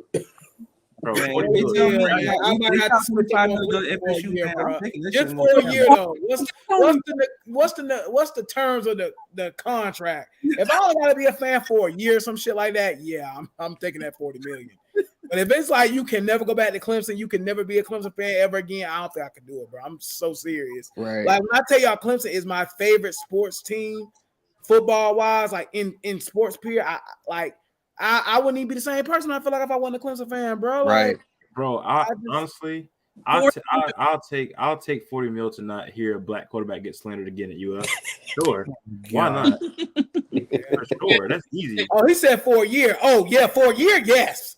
If for a year I could be a fan of South Carolina for a year for 40 million, absolutely. I'll just cheer for them for that 1 year, cash that check, and be out.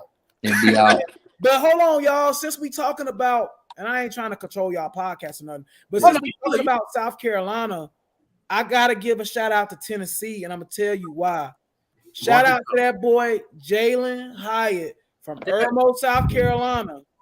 You feel me? I don't know how we let him get out the state. I don't know how Clemson, North South Carolina didn't even recruit this guy at all. They didn't recruit him at all? Bro, we didn't offer him at all. He was a 4-star from Irmo, Dutch Fort, like a powerhouse high school in Columbia, metropolitan area. We didn't recruit this guy at all. We didn't offer him nothing. And Tennessee came in and got him. So I want to say shout out to Jalen Hyatt and the Tennessee Vols, and shout out to Hendon Hooker, because at Virginia Tech, that boy like straight trash homie. And now he look like one of the better quarterbacks in college football, bro. So he's from Greensboro, North Carolina. So I got ties with both places, Greensboro and Irmo. So shout out to them guys. I gotta get them boys love. Tennessee tapped that butt, man, and I love to see it. They look great. They look great. They got a bit on the goalpost. The fans not only ripped the goalpost out the field, right? They took it down the street. They took them both down the street and threw them in the river. Bruh, did y'all see that they actually took grass from the game and are selling that shit? They selling grass, bro. Bro, I seen something this morning where a church service in Knoxville, Tennessee, the first thing they did on Sunday morning was play Rocky Top. That's the praise and worship, bro. Bro, this the same city, the same county where fucking Kane is the mayor. Kane. WWE Hall of Famer Kane is the mayor. Wait, what? Kane, He's the mayor. He is the mayor. Kane. Glenn Jacobs. Yes, bro. Kane. Glenn Jacobs, aka Kane. That's crazy. That's crazy. One half of the Brothers of Destruction, Kane, is the mayor. The Undertaker brother is the mayor of Tennessee, or whatever. Tennessee, he's the mayor. Yes. Oh my God, bro! I didn't know that. I saw there for a minute too. I knew he was a politician, but I didn't know it was in Tennessee. Hey, I know how he won though. I know exactly how he won. You set somebody on fire and choke slam them? Yeah. Tombstone power drove every other opponent that was out there, and they pretty much like this now. Nah, this what happened. He went to City Hall. He did this. What happened? Because remember how he debuted? It was there at the Hell in a Cell match. Ripped the damn door right off the hinges. He went straight to City Hall, ripped that door down, said, "I'm the mayor now," and they said, "Okay, congratulations." It wasn't even no election. He won. It was either that or get Tombstone. Which one you want? Right. I'm not finna get Tombstone have a broken neck. You can forget that. No. Y'all can have it. You got that, Mr. Jacobs. You got it. But speaking of college football, let's make some picks. Let's just pick the main games. There is a surprise change pick for me. If you tuned in the last night's show, you'll know what it is. That man, But, that's crazy. Let's see what these games are. Yeah, we're just gonna pick the main ones. We ain't gonna pick all of them. But I got to shout Jalen Hyatt real quick, bro. This man ripped them boys a new one like damn Mike Evans did. He was running wide open on everybody. 207 yards and 5 touchdowns. Jalen Hyatt, boy, that boy real, man. It's like that Tennessee offense is like they scoring points in bunches. Like that's. Let me ask y'all a question. While Jerry pulling up the thing, let me ask y'all a question about the SEC in general in the playoffs, because I look at a situation where there's going to be a really good team that's not going to make the playoffs this year, y'all. I don't know. Oh yeah, for sure. But there's going to be a TCU 2014 situation happen, because the way it's looking, Georgia, I don't think they would lose a game until they get to. They might lose to Tennessee, but then that game's at Athens. So let's say Georgia loses in the SEC championship. Let's say they beat Tennessee, they lose in the SEC championship. Let's say Tennessee only loses to Georgia but beat everybody else, which is very much likely to happen. Let's say Bama doesn't lose another game. Let's say they beat Ole Miss. We're looking at 3 teams.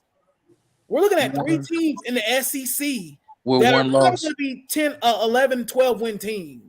Yeah. And then you have Michigan and Ohio State.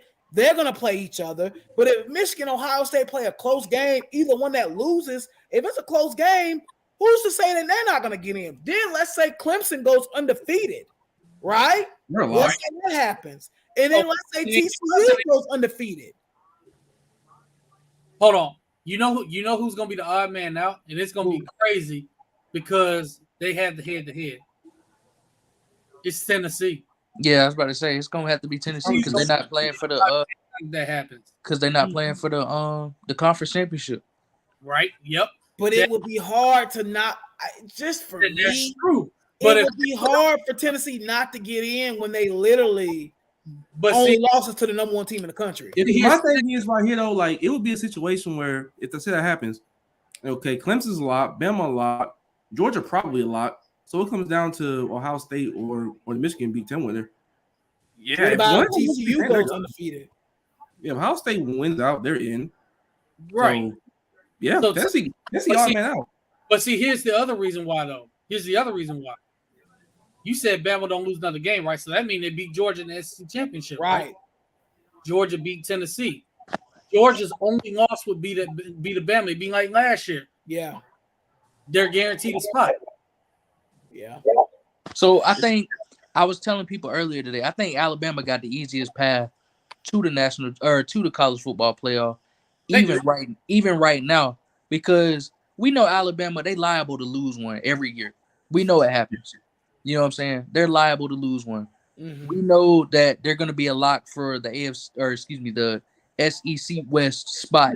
The AFC conference championship. Yeah. Yeah, they're winning the West easy. Like that's and so. Well, and almost easy. It's not gonna pass Ole Miss. And so, yeah, I forgot Ole Miss still there. But again, so you're really your 3 teams out of the SEC, like Tony was saying. You got Alabama, Georgia, Tennessee. Georgia, it's gonna be hard for them to relinquish. Really, Tennessee and Georgia, whoever win that game, it's gonna be them versus Alabama in the championship. Yeah. Mm-hmm. You know what I'm saying? And so, really, whoever loses that game is essentially Yeah, they're essentially and effectively eliminated from the college football playoff. Even if they don't lose another game for the rest of the season, there's no way that you let 3 teams from the same conference in. Because we already know Alabama.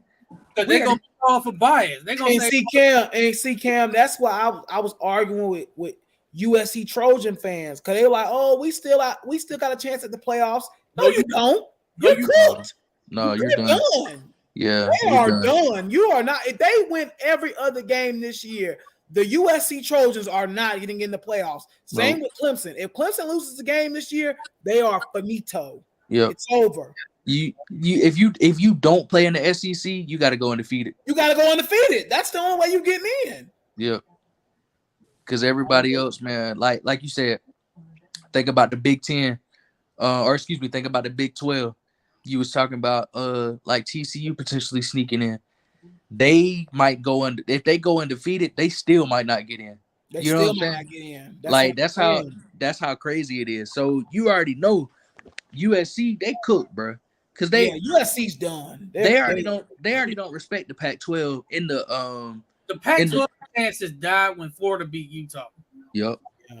That shit was over. It was over. You know what I'm saying? So even with UCLA and Oregon being Oregon's not undefeated, but UCLA is. I don't see neither one of them teams getting in, bro. Yeah. The only way Pac-12 has a chance now is UCLA, and they still might not have much. And they still might not get in. Right. So you don't have to compare them to whoever wins like the Big Ten or the ACC. Clemson undefeated. So I will say this: if UCLA does somehow go undefeated, it would be hard to keep them out. I don't know. I think you gotta choose somebody though. Like if Clemson undefeated, you gotta choose.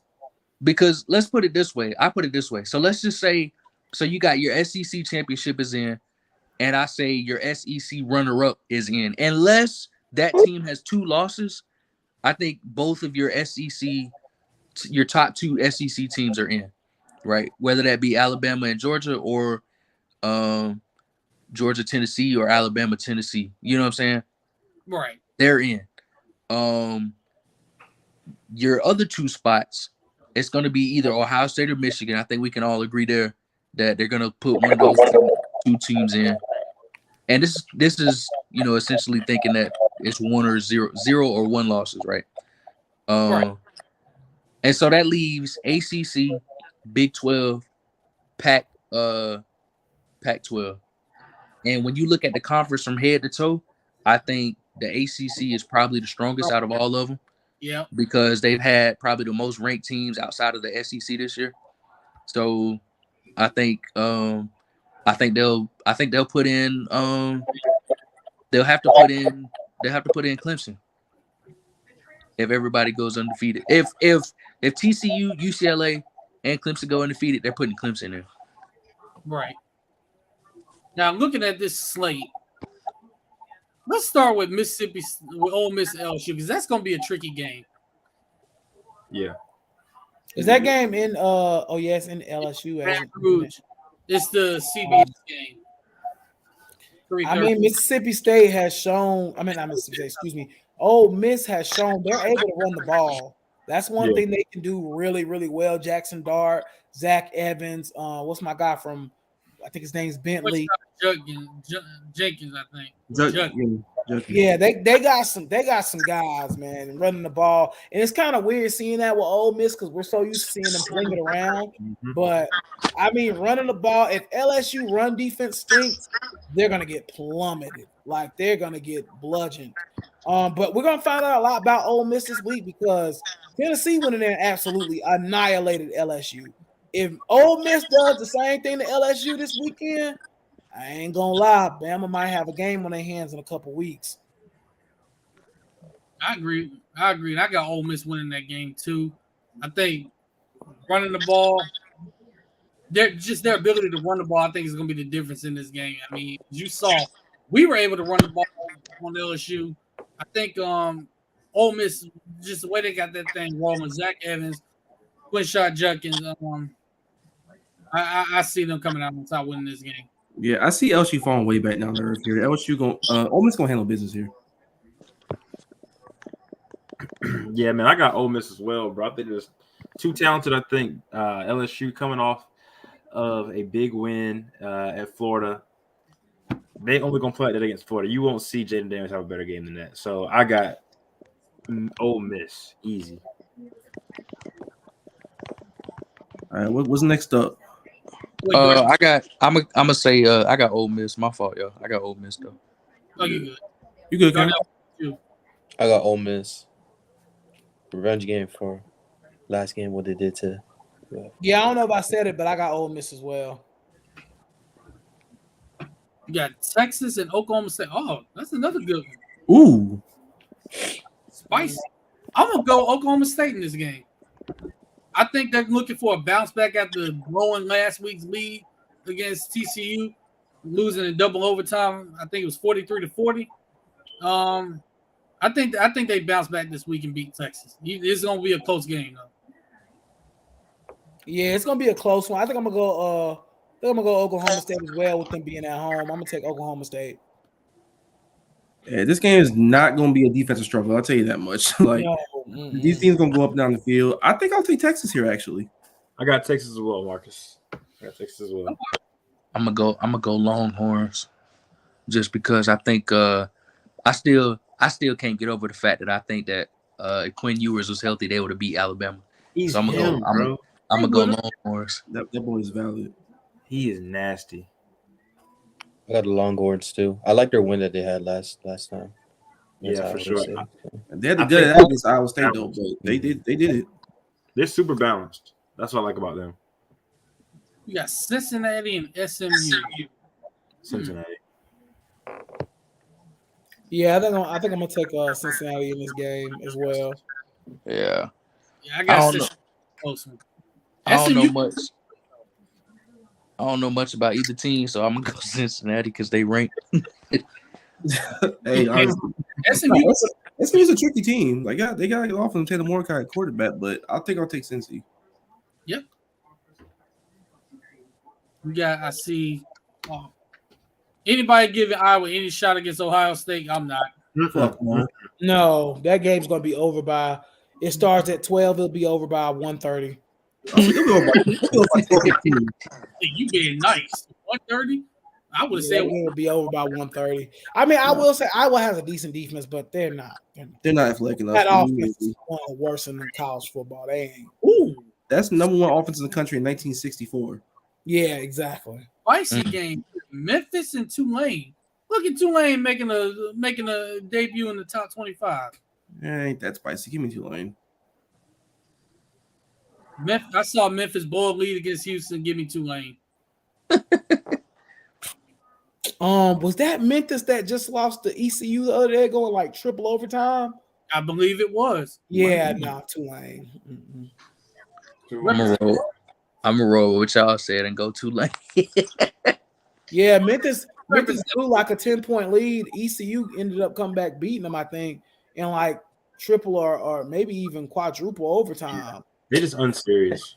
And then a couple weeks before that, like I said, blew the lead against Houston in the last second. So yeah, give me Tulane representing New Orleans. Darnell, what about you? I'm gonna go Tulane. I'm gonna take y'all word for it. You got UCLA and Oregon.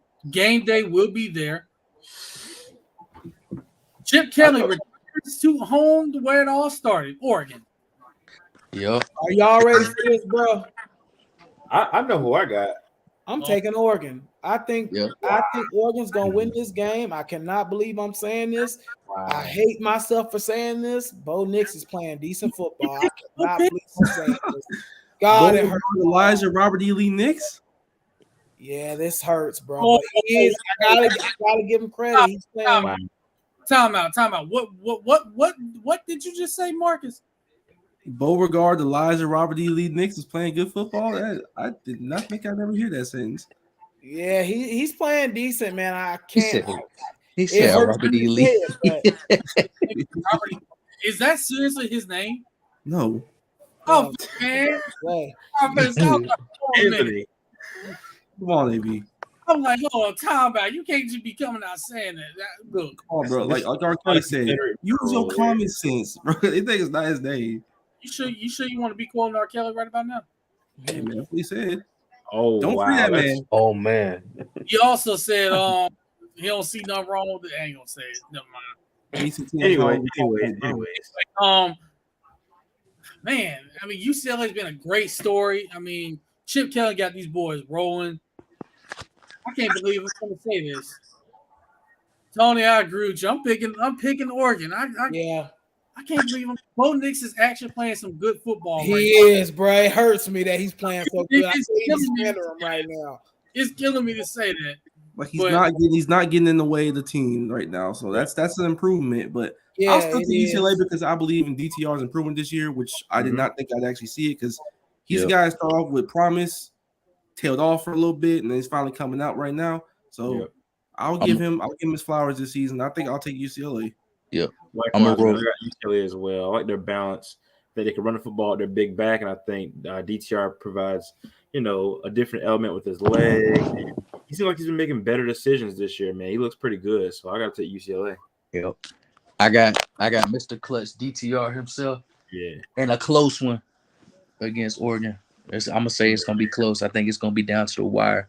I think UCLA gonna win on the last second touchdown. Ooh. Pac-12 football, it's gonna be a shootout, especially with top 10 teams involved. Yep.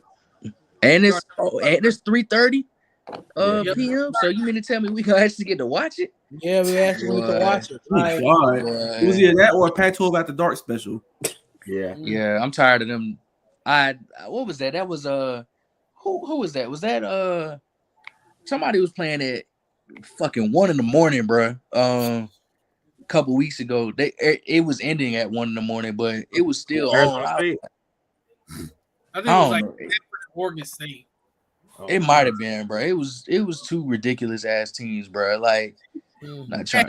Hey, put some respect on Stanford name. Just beat Notre Dame last week. Man, at this point with Notre Dame, I'm pretty sure all of us can suit up and get some of our homies and feel the team and beat Notre Dame. Yeah. Them boys trash. Darnell. Yeah, that's why I be questioning is Chapel Hill. They 6-1, but they so fraudulent. Like Notre Dame took them to Pound Town, and they like are not good at all. Like I don't think Notre Dame's really good at all. That defense is slow. I don't know. I'm surprised they 6-1, but at the same time, I'm not surprised because I think they might have the best quarterback in the country, and Drake might just be the best quarterback in the country. One of outside of your usual suspects, of course, but I think Drake May, bro. If I'm not mistaken, don't he lead the nation in touchdown passes right now? I think he does. I think he do. Yeah. It's crazy. Absolutely crazy. He's Darnell, phenomenal. Do you think one of them are gonna drop out of this game? He said what? Do you think one of them is gonna drop after this game? UCLA, Oregon. That's a good question, bro. Because sometimes it does tend to happen. I don't know. That's very tough. I don't know. Because UCLA still got to play USC, right? Yeah, at the end of the year. Yeah. Yeah, at the end of the year. Yeah. I don't know how it's gonna happen to them after this game. Like, is this gonna be a game where like they come out guns blazing and then they kind of tail off and someone catches them? Like this is a game I gotta see. I'm gonna go with Oregon though. I think Oregon. they got a better offense. Just slightly better. Yeah, I feel you. Minnesota, Penn State. Now, Man, don't even think about that game. that got hurt. I don't know if he's playing. So because of that, I'm going Penn State. I got Penn State. Penn State. Yeah, I'm going Penn State as well. That I said weeks ago that boat capsized with Minnesota, We man. got UCLA. Did anybody watch Penn State and Michigan, bro? I tried. I watched it a little bit, but it was hard to watch. Go back. I can't do Big Ten football. I'm sorry. I just can't outside of Ohio State. We got. I couldn't believe it, bro. Yeah, I couldn't either. That was boring. We got Kansas State and TCU. I like TCU in this one. Yeah, I like TCU. This is gonna be a good game. I think with TCU though, they got to be careful because now everybody's kind of looking at them. Now they're not like up on anybody no more. So they got to be careful in this game. But I do think TCU. But win. also, Adrian Martinez is playing at a really high level right now for Kansas State. See, I was just about to say I'm very tempted to pick Kansas State here. Yeah, I'm he's tempted. playing good football, man. I'm gonna rock with Max Dugan and what's the running back name? What's his name? Damn. Fuck. What's his name? Just that damn fast. Yeah, bro. God damn, I can't even think of my buddy name, bro. Anyway, he good. Y'all know what I'm saying. Corduroy? Now you talk about a tricky game here. Mississippi State and Alabama, and I say it's tricky because I want to see, because I honestly expect Alabama to come out, a little angry, but can they channel that anger and not make any mistakes? This Mississippi State team can score. AB, I don't care how angry they get. Them cornerbacks they got, Alabama corners ain't like that, bro. Mississippi can score, but I'm gonna let y'all go first. Alabama's winning this game. Yeah, they are. I don't really believe in Mississippi State either. They just got thrashed by Kentucky last week. So I don't really see them being a factor, especially in Tuscaloosa. But I want kind of what Jerry just said though. We know Will Rogers and Mike Leach love to throw that ball, and I'm telling you now, Alabama don't got a corner that can stop really seems like anybody. They don't. Yeah, right, and I'm glad you brought that up because now this is a game where Mike Leach is going to have to get back to his old tricks. Because if you watch Mississippi State this year, they've run the ball really well. He realized he had to run the ball, but they ain't gonna be able to run the ball this game. I'll tell you that right now. Yeah, they gonna have to throw that thing, man. There's no way in absolute hell Bama's losing 2 games in a row. No. Will Anderson is not going to be a non-factor 2 games in a row either. Yeah, right. I expect Will Anderson to have to go off this game. Yeah, I got Alabama by 2 touchdowns, 3 touchdowns. I'm gonna say Alabama big, bro. 55-10. Ooh. I don't know about. I think it's gonna be big too. Honestly, I think it'll be big, but I don't know about that. I'd say more like 45-17. I'm gonna give them another touchdown. Because the Alabama secondary ain't that great. No, they're not. They're So, what's number 2's name, bro? Their safety. You talk about for Bama? Yeah. Last name's Helms. Yes. Big time cover, yeah. but he cannot cover deep. He can't cover deep. It's so bad because Bama, like almost every other year, especially when the defenses are really, really good, like there's always one safety on the squad that Saban just trusts with his life to clean shit up. Yeah. Like he had Deontay Thompson, he had Collins, he had all them dudes, but now Jordan Battle is Trey Dean in a Bama uniform. Oh my god. What Man. What Kool-Aid doing, bro? Yeah, great return, man. Big stuff like I'm about ready to say he on the wrong side of the ball. Kool-Aid explosive athlete. He just doesn't have what it takes to be an elite cornerback. That Kool-Aid ain't got enough sugar in it. That's all. Yeah. But I ain't gonna lie though, y'all. When he get the ball in his hands, he explosive as hell. Yeah, that's why I think he might be playing the wrong position because they could use that brother at wide receiver because they ain't got nothing at wide receiver. Bro, if they use Isaiah Bond the right way though, like Bond, I like that. I like Bonds. You know, he from out my way. He from Buford, Georgia. Buford, yeah. So I watched him play last year in person in high school. Jerry, how you gonna cut us deep, man? I'm sorry, man. No, you're not sorry because if you thought you wouldn't do this. I was telling somebody, I was like, it shouldn't be a debate that Isaiah Bond and Everett Stewart are like wide receiver 1 and 2 of their class. Yeah, like they are just goodness. The Bond is good. I got to see him play in person last year. That dude's good, man. Tony, you brought up Kentucky earlier with Mississippi State. Y'all ready for a hot take here? What's up? Now we know TC's played well this year, right? Mm-hmm. They losing 2 games. One to Georgia, the other one, Kentucky. Wait, what? Yeah. Wait. You said wait. You said Tennessee to lose to Georgia. I think Georgia's defense is that good. Hold on, wait. Stop. Who losing 2 games? Tennessee. Bro, let that hate go, bro. Georgia's one of them. Georgia. AB, are you ready to be 0-4 against Tennessee this year? Are you seriously ready? For Georgia beating them? I'll say Georgia can beat I them. think Georgia's beating them. I do think Georgia's going to beat them. Yeah. But Kentucky, I ain't getting behind that. Because Malachi Smith is a much better dude than anybody on Alabama. Is not even close right now. I said Kentucky for a reason. Here's the reason. I feel like Tennessee is losing the game they have no business losing. On paper, they have no business losing to Kentucky. You're just hate picking at this point, AP. I hope you're right. Hold on, Marcus. You gonna be did we not just do last night's show?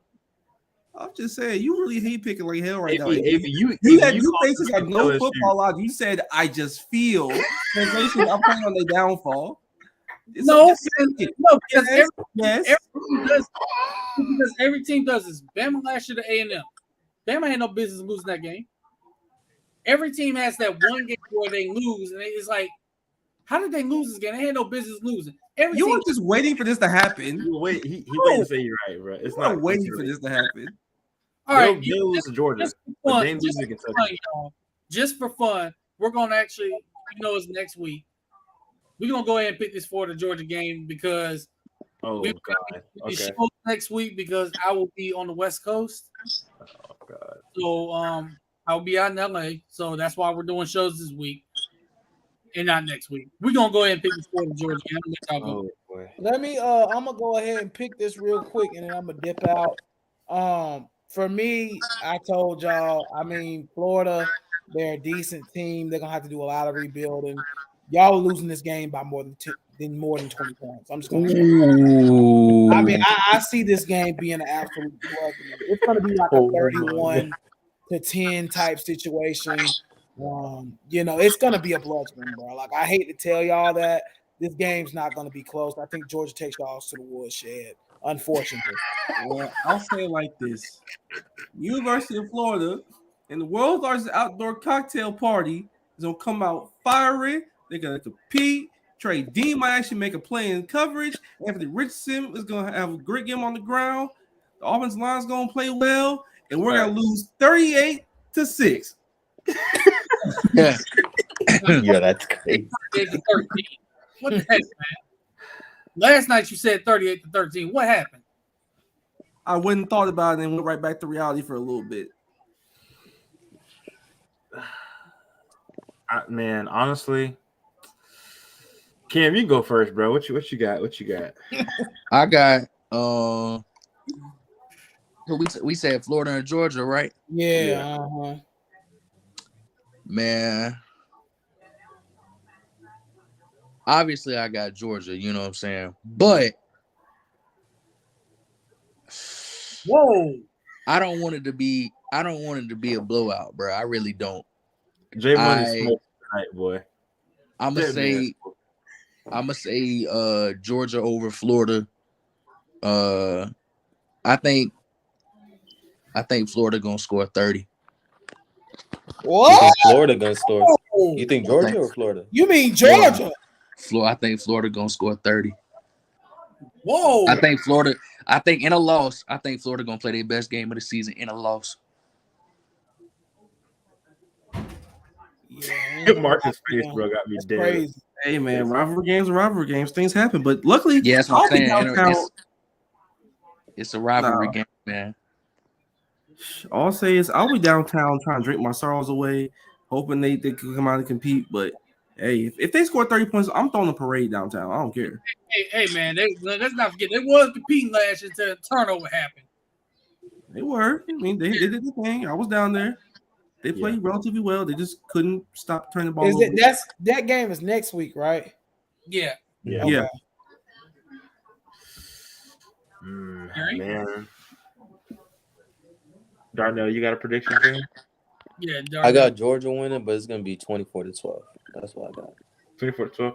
4 field goals for Florida. I don't know. Our kicker kind of stinks, bro. We're gonna see. Yeah, that boy kind of trash stinky, man. I don't know about 12, but we're gonna say a field goal, a touchdown, and a safety, a fluke safety. It'll be a game where Georgia just runs the football and uses gap concepts all day long because why not? Yeah.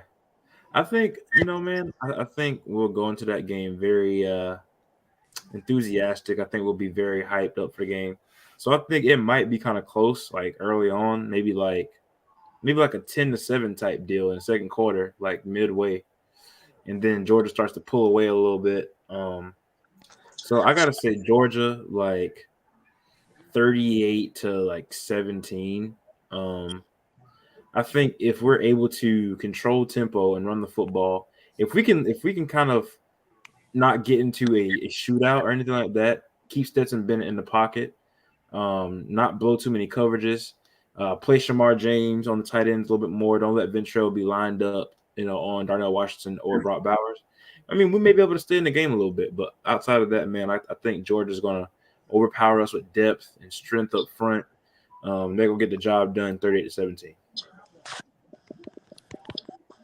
Now, Cam, you mentioned that this is being a rivalry game. It is. Mm-hmm. And as we all know, rivalry games, anything happen. I've seen rivalry games where clearly the better team was, like, for example, this game, 2014. Clearly Georgia was the better team. And Florida somehow flipped the switch and ran for like 1,000,000 yards on them. And we ended up winning 38-20. Mm-hmm. Now, I agree. He just brought that up too. I agree. Florida will be hungry for this game. They're going to come out. They're going to fight, and this is going to be. I think this is going to be a pretty good game throughout the whole game. I'm going to say the score will be 31-20.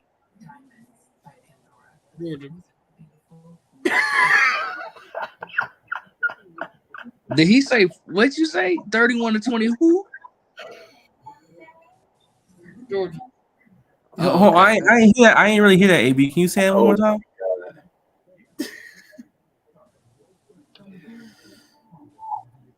Georgia. Oh my God! Then he ran off too, man. Look, man, anything can happen. If we get fluky like Missouri did, and Georgia start smoking crack, Top Monken start, smoking crack mid game, we may be in it, bro. Anthony Richardson got to keep the plays alive with his legs. Maybe we've been it, but I don't really see it happening. The only hope is Tom Monken starts smoking crack and he ends up accidentally passing the curb in the defense self-destruction for some reason. Yeah. We need extreme self-destruction for Georgia. You know what I'm really doing, right? We need a trading masterclass is what we need. If you don't do it. I did it. I did it for good reasons, though. I did it for good reasons. Reverse psychology. Oh boy, I feel you, bro, but that's these going were to be dirty. Maybe if I pick against them, miracle happened, and all of a sudden we end up getting done. I'll be in Atlanta on the way back in a layover. Oh, so I'm gonna be watching on the phone. I got the CBS app, so I'll be on the phone watching. Maybe a miracle happened. AB, if we win and you're not able to watch the game, I'm gonna tell you not to watch another game underneath. I'll be able to watch. I got the CBS Sports app, so I'll be able to watch. I'm gonna go 38-35, just to make it clear. 38-35. Yeah. But I'm gonna say, by the way, real quick, Jerry Marcus, if we win that game, how many of y'all regular accounts and burner accounts get suspended? All of them. Bro, because I'm gonna tell you what's gonna happen. Kirby Smart gonna end up reporting me, and I'm getting cooked. Kirby or Kirby? Kirby Sav. She's gonna get me out of the paint. God. That's what you get for barking in them damn spaces, man. Grown people, by the way, grown human beings. Like, how you cheer for a team? You 48 years old from Rome, Georgia, barking in Twitter spaces. That's crazy. Damn, she 48. Yeah, damn. No, she's not 48. She's not 48, but like she gonna be 48. They different, man. They barking up in the airports and painting their face, wearing the spiked up shoulder pads. Like, what are y'all doing, man? If I run into a Georgia fan in the airport and he barking, he getting kicked. I'm neutering his ass. You literally get kicked. I'm sorry, like you got to get kicked. I can't do it. I can't do it. But unlike Marcus and Jerry, my account will not be getting suspended because I worked too darn hard to get the work to get these followers up. And he had his platform. And I'm not trying to go back. Ever since I got restricted a couple years ago and had to come back with the Tupac verse from California Love out on bail straight out of jail, I'm not getting restricted or suspended. Nope. Can't do it. Hey man, if they win that game, I'm throwing a parade on Twitter, bro. I'm tagging everybody. I'm doing the helicopter word to Petey Pablo. Man, I'm doing it all. Heard that. It's been another great episode. Oh, and real quick, before we get out of here, Eastern Conference Finals and Western Conference Finals prediction. We'll do finals predictions later on. For basketball? Yeah. Eastern Conference, I'm gonna say I think the Brooklyn Nets are gonna be there. I don't know though. Boston, they look pretty tonight too. I mean, it's first. I'm gonna say Brooklyn. I'm gonna say Brooklyn and Boston, I guess. I'm gonna say Brooklyn and Boston. And then on the west side, I'm gonna say Warriors and Clippers. We got the same exact Western Conference Finals, bro. Yeah, I think it's Same here, actually. That's what y'all got. I got something for y'all. You're gonna pick Nuggets, ain't you, Cam? Yeah. Warriors, Nuggets. Warriors, Nuggets. Warriors, Nuggets. Western Conference Finals. Be honest though. God.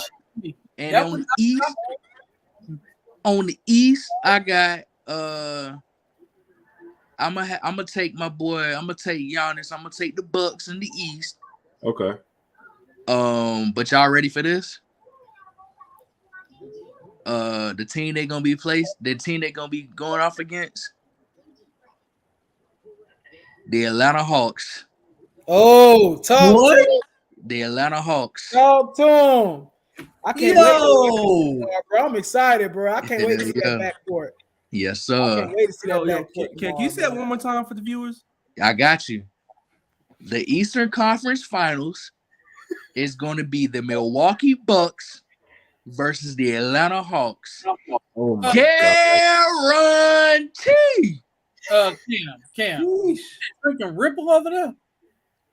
Oh my Guarantee. Tony, I think you need to go to Cam's house. I think you've been drinking. Man, talk to your I mean, but the crazy thing is, though, bro, like, even though I don't think the Hawks are the second best team in the East, but I will say this, and this is not me being a homer, this is just me being honest. If that backcourt works with Trey and DeJounte, they are going to be a problem because now John Collins is not going to be looked at as a two anymore. He's going to be looked at as a third option. And John Collins as a third option is absolutely a good idea. And then Capella will be the fourth option. And then Dre Hunter will be the fifth option. I'm not going to lie, bro. It's not crazy to say that the Hawks might have the most complete starting five in the whole East. That's not You do, bro. Like from head to toe. And then you got Kevin Huerter. Do y'all still got Bogdanovich? No, we got Bogdanovich, but we don't have Kevin Huerter. Kevin Huerter's in Sacramento now. Kevin gone? Yeah, he's in Sacramento, yeah. Sacramento the suffer. Damn, I didn't know that. Mm-hmm. Well, shit, you still got Bogdanovich. You still got Bogey, though. He's still there. Yeah. Question for you, though, Cam. What's up? Who playing defense on that roster? Damn the defense, man. This is the NBA. Damn the defense. You say that now, but when you got a team that can score and lock you down that they playing again, then it's gonna be a problem when you say darn the defense. And that's the only reason I say I can't put the Hawks in the finals. No, I'm not. That's the only reason I can't put them in the Eastern Conference Finals because of that. Because defensively, we got some growing to do. Right, but still, I like the Hawks, man. I think I just think they improve. They much improve. Yeah, I think the Hawks gonna be I think they're gonna be there, man. Because I'm looking at it. Offensively, though, we can score with anybody. Yeah, I mean, anybody. You gonna be there. You know what I'm saying? I think you got a really good team. I think you got a balanced team. You know what I'm saying? Maybe not so much on the defensive side of the ball, but I'm saying offensively, John Collins not being your second option, that's only gonna help you guys. Exactly. You know what I mean? Exactly. So I got now I don't know what y'all gonna do defensively, but I know that the Brooklyn Nets probably gonna fucking I don't trust them. I'll just be honest with you. I don't trust them. And then Philly, same way. I don't trust them either. So Philly, I will say Tyrese Maxey's a dog, bro. Yeah. He's awesome. This point guard on the team by far. Yeah. Tony, who you got? You said what? Who did you have again? You said Lakers and you said Warriors and Warriors and Clippers on the West, and then in the East, I think I had Boston and the Nets, Brooklyn Nets. Okay. Marcus, who you got? All right, West, I got the same deal. Golden State and the Clippers. A sleeper team for the conference finals for me is you know how I'm rocking the Timberwolves. If everything pans out with Gobert and Cat. Yeah. And Edwards take the leap. But in the East, actually kind of tricky for me. I think Boston will get back there because they're too talented not to. Right. My sleep in the West was actually the Denver Nuggets, but you know. I don't think much with sleepers. If they're healthy, they will be up there. Absolutely. Yeah. Especially if they can get Jamal Murray back and stuff like that. They let them know. Like, I'm here to let y'all know right now that man coming back with a vengeance. He was great. He was great. And don't sleep. And look, we talking about Jamal Murray, but I want y'all to take a look at my guy off the bench, Bones Highland. Oh, Bones. I love Bones. Nice. Watch for Bones Highland this year. He gonna be a Bones is 6 man of the year candidate. 6 man of the year. And No, he's definitely like that.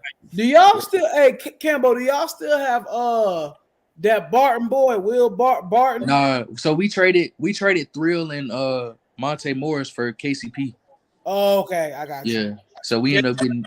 I just got one thing to say about this.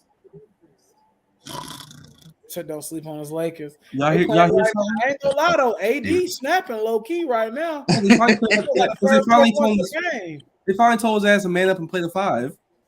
Yeah, Bro, I ain't gonna hold you. What the hell Bron got going on, bro? I seen too many bricks from my dog, bro. Bro, Draymond done brick like 3 times already. You know, he tried to backpack 3 already. They didn't go too well. So Oh yeah, that was crazy. Lord have mercy. In the East again. I forgot. So I said Boston. I'll take Milwaukee in a rematch. But narrowly, Miami will probably be up there in the end. Narrowly. Yeah, that's another team, honestly. Yeah, they always there. You got, I mean, the East is wide open. It don't matter who you pick, really, in the East, bro. Like, it's a good pick and it's a good chance. Yeah. Like, the East Boston, is just stacked. You got Boston, you got Milwaukee, you got Philly, you got Brooklyn, you got Atlanta, you got Miami. Miami might be the damn most complete team out of all of them. Yeah. You know what I'm saying? We ain't even said them yet. So, and Jimmy can backpack. You never know. Yeah, bro. Shoot, man. Honestly, I'm gonna go Boston and either I'm gonna go Boston and Milwaukee, but again, you can't count out Miami and you can't count out Brooklyn. So my only thing with Milwaukee is I don't love the lack of athleticism they have outside of like Giannis and Holiday and stuff. Exactly. That's my only thing about them. Plus, Memphis is out for part of the season. Milwaukee's team bench y'all is sleeping very, on, man. very bad. Yeah, that's the Very thing. Like their bad. bench, I don't too much care for their bench. I don't care for their bench. I got another team. You know he's going to be back. Little bit. So that's the other part. I agree with this here. Oh, Yep. Oh yeah, Cleveland gonna be nice too. Yeah. Remember, the one thing about Cleveland, you gotta remember, they were third in the East by the All-Star break until everybody got injured. Yeah, you don't want to be the third. I forgot about Cleveland. Cleveland actually might be better than the Hawks, complete wise. I was just about to say they got Evan Mobley, they got Jared Allen, they got now Mitchell, Donovan Mitchell. They loaded. You high key don't want to be 4th, 5th, or 6th playing against Cleveland. Like you don't want that. No, that size is going to overwhelm people. Plus, they actually have a scoring punch with Mitchell and Garland in the backcourt. Mm-hmm. Yeah, Garland. They I think they're going to take the Memphis Grizzlies jump from last year. Yeah, I can see them doing that. Speaking of Memphis, where do you think they land this year? Ooh, I would put them as like I think they're the 3rd or 4th best team in the West. I would probably say it's Golden State first, Clippers second. I would probably say Memphis goes right in that. I think Memphis, Denver, all kind of right in that little area for me. Where do you put Luka in Dallas? Luka. See, the problem with that is just how you said it. It's yep, just Luka. exactly. It's just Luka. It's Luka in the crew. Like Yeah. I would probably put them at like 5 or 6. Okay. And even then, you gotta consider like the Pelicans, like right there. I was just about to bring up the Pelicans. If Zion is healthy, Zion healthy. That's my next agenda this season. Hey, and they are good on offense I and told y'all defense. niggas about Trey Murphy. And last year, He legit. Shout out Trey Murphy. the rookie got picked last year. The guy said, "Watch out for rookie wise." Was Jonathan Kuminga for the Warriors, and I hit on that. Right. This year for me in the Western Conference, remember the name Dyson Daniels from the Pelicans. Remember that name. Yeah. Remember that name. That's all I'll say. Pelicans gonna be pretty straight, man. And like bro said, even Minnesota gonna be all right. Like defensively, they The might NBA be is the good. best defensive team in you know what I'm saying in the NBA with Rudy Gobert and Cat. They gonna be pretty good, man. Let me Ants a bucket. Let me ask y'all. Playoffs. Let me ask y'all a serious question. You know what I'm saying? What them Lakers gonna do this year, man? What's up? It's gonna be an 8th seed, man. And That just depends on make the who playoffs. Anthony Davis is this season. Is he the one that we saw last year or the one that we saw in 2020? Because Is if he he's the all? 2021, then they're a playoff team. Yeah. If he's last year, If he's bubble AB, they might still win a couple series. Yeah. yeah. I like AD. I like Westbrook. I like LeBron. Like I really want them to succeed, but man, I don't know that team. I don't see it with that Their team. depth wise, just way too many bottom of the rotation guys having to play heavy minutes. Yeah, the problem is like, I'm not trying to shit on Austin Reeves or nothing like that, but when he basically your 6-man, bro, come on, dog. Like, Yeah, come on, man. Yeah, it's Come like on. Lonnie Walker was a good addition. That's nice, but yeah, their best lineup is like legit, like Russ, Kendrick Nunn, like Lonnie Walker, like 3 undersized guys, LeBron and AD. Beverly. That's not moving the needle. Because their starting lineup was like Russ, Beverly, Lonnie, AD and Bron. AD LeBron. So it's defensively they could be okay if that's a lineup. But past The problem is the problem with the Lakers is they a fucking brick, bro. Like they a brick. They got enough bricks to build houses, man. They a brick, man. It's bad, and I'm seeing it in the first damn game. They a brick, bro. But they're building homeless shelters in Los Angeles with all these bricks. This team can't score. Like I think they're a worse team than last year, like in terms of scoring. Very well could be. It wouldn't surprise me. And like double back to the Timberwolves real quick.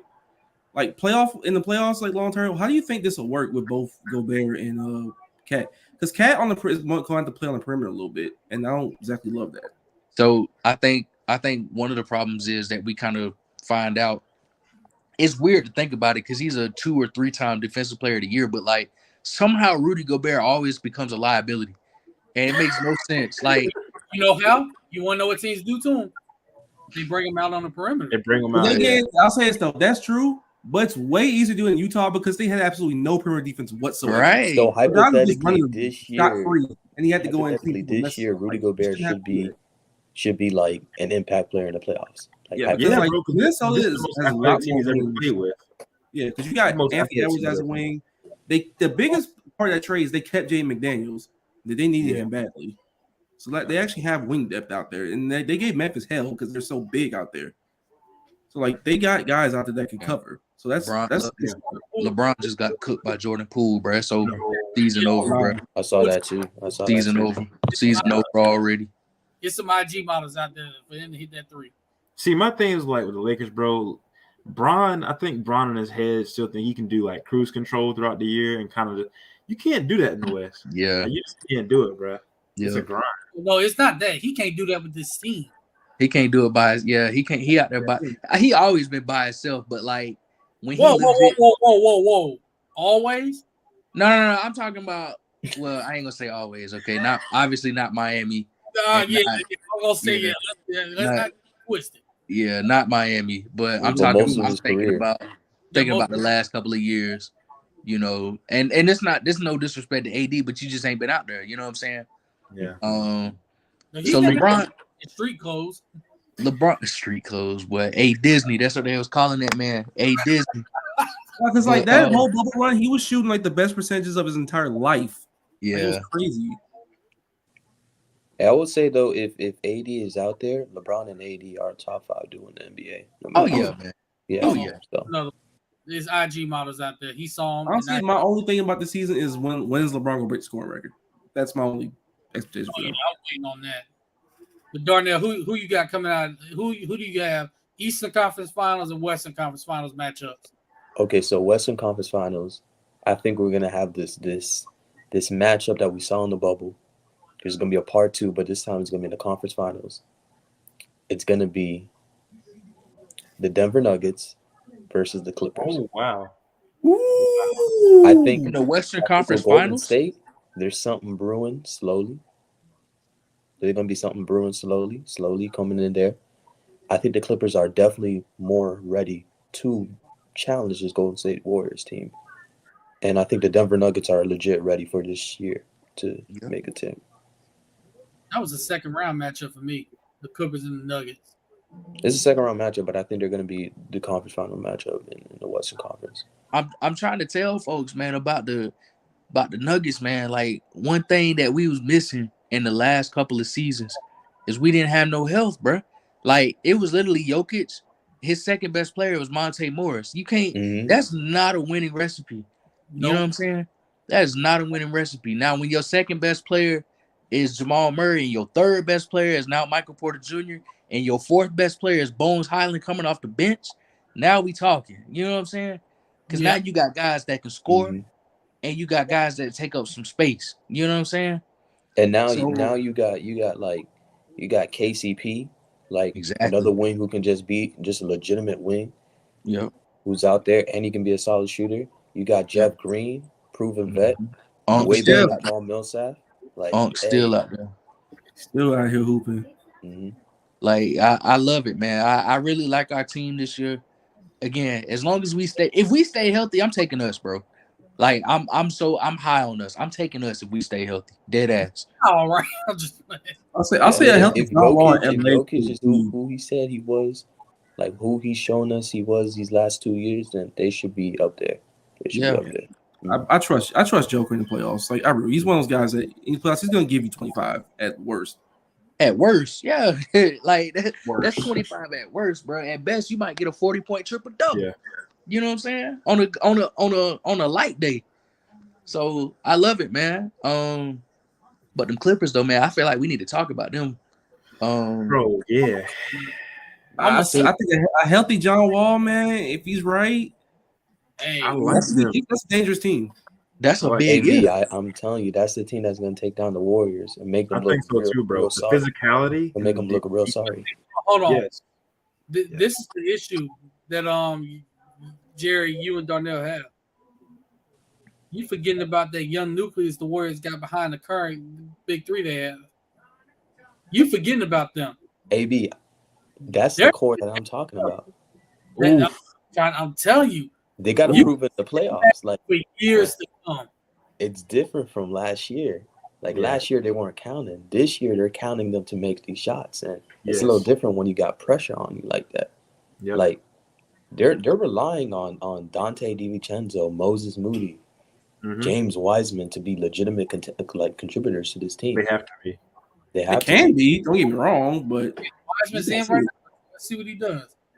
It's a different animal when you go against those guys with experience, you know. And man, Ty Lue is such a great coach. You know, it's going to be tough for them, man. If the Clippers are healthy, like those boys can ball. If their wings outplay Golden State's wings, then it's getting ugly. Like if Kawhi Leonard's healthy and he's back to playing like the cyborg he is in the playoffs, and you get anything out of Paul George, it's getting get dicey. Yeah. And they got Norman Powell. Norman Powell. I That's a forgot. lot of wing depth. Forgot about that. You I right. freaking love Norman Powell, bro. That is a lot of wing depth for one team. Yeah. And they had to do some things. They had to pick and choose some guys, and they got a strong nucleus out there. They still got Nick Batum. They got Nick Yeah, Batum. they brought They him still back. got Marcus Morris. They got Robert Covington as a third.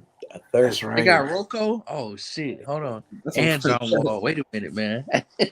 This team, it reminds me of the Toronto Raptors that Kawhi had, where it was just like a bunch of solid dudes. Name Maybe a they bad, might make a it was trade name a in. bad defender on that basketball team. You couldn't. And Kawhi could sit down and they still hold it down for him, you know? Like, yeah. I think that's the best part about having Paul George, because Paul George damn near can give you all 48 or whatever minutes it is. We forgot about another one that's playing right now. Don't sleep on the move that the Warriors made to get JaMychal Green. Yeah. Oh shit! I forgot, man. He was a fucking Nugget, bro. What the hell? Yeah, he's now. Damn. Yeah, JaMychal's very solid. He's I always forgot. been Oh Yeah, that's shit. one of my guys in the NBA, man. Hold That's a on, Heat who the- legend right there. Who did we? Was not that a even trade or was that a Dyson's. free agent? That was a free agent. free agent. Fuck, bro. I don't know why I thought he was still a Nugget. Shit. They picked him right up on the cheap. I'm pretty sure. Yeah. Now, Darnell, who's your Eastern Conference Finals matchup? That's tough. It is tough. The East is loaded. DC, I'm gonna go with Boston because I love what I see from Boston this year. I think they're gonna be Jason Tatum and Jaylen Brown gonna make that step. And then the next team, I don't know. I still don't know yet. I don't know yet. It's tough, man. It's very tough. It's very tough. I'm not gonna go with Miami because I still need to see one more thing for one more guy. Who, Hero? Yeah, as a start. He's gonna be the start lineup this year. yeah. Darnell, He's real. I'm a believer, but watch the league. I'm a believer. But I still gotta see it in the regular season. I gotta see it. But I think the other team that's gonna be there with them is gonna be this Nets team. You think so? Yeah. Man. Because like I told y'all, what Ben Simmons provides them is something that they'd never had with all three iterations of like the Nets roster. They never had a guy who was versatile enough and being able to play the point guard for them. Yeah. And who can guard 1 through 5 like that. He's legit Draymond Green, but like better on the offense. Like a more athletic Draymond Green. And having that out there with KD and Kyrie, who can just focus on scoring, I don't even know if I can say that, to be honest. it's legit. I can, but Legit. one little slight difference. One of them is not afraid to shoot the ball. Hey, did we see Draymond last year? Last couple of years. Shots. Draymond ain't shot the basketball in 3 years. Mr. Triple single, boy. But Jordan- see, my thing is though. James Wiseman, 21. Jonathan Kuminga, 20. Moses Moody, 20. They're super young. Patrick Baldwin Jr., 19. I forgot he even went to the Patrick league. Baldwin Jr. not getting minutes on this team. He's not getting on that team. Not this year. I forgot he even went to the league, to be honest. I forgot he even went to the league. Oh yeah, See, AD. I think my thing is with like Brooklyn, bro, is like, yeah, like Ben Simmons is super versatile. You know, he can play 1 through 5 on defense and everything, switch off.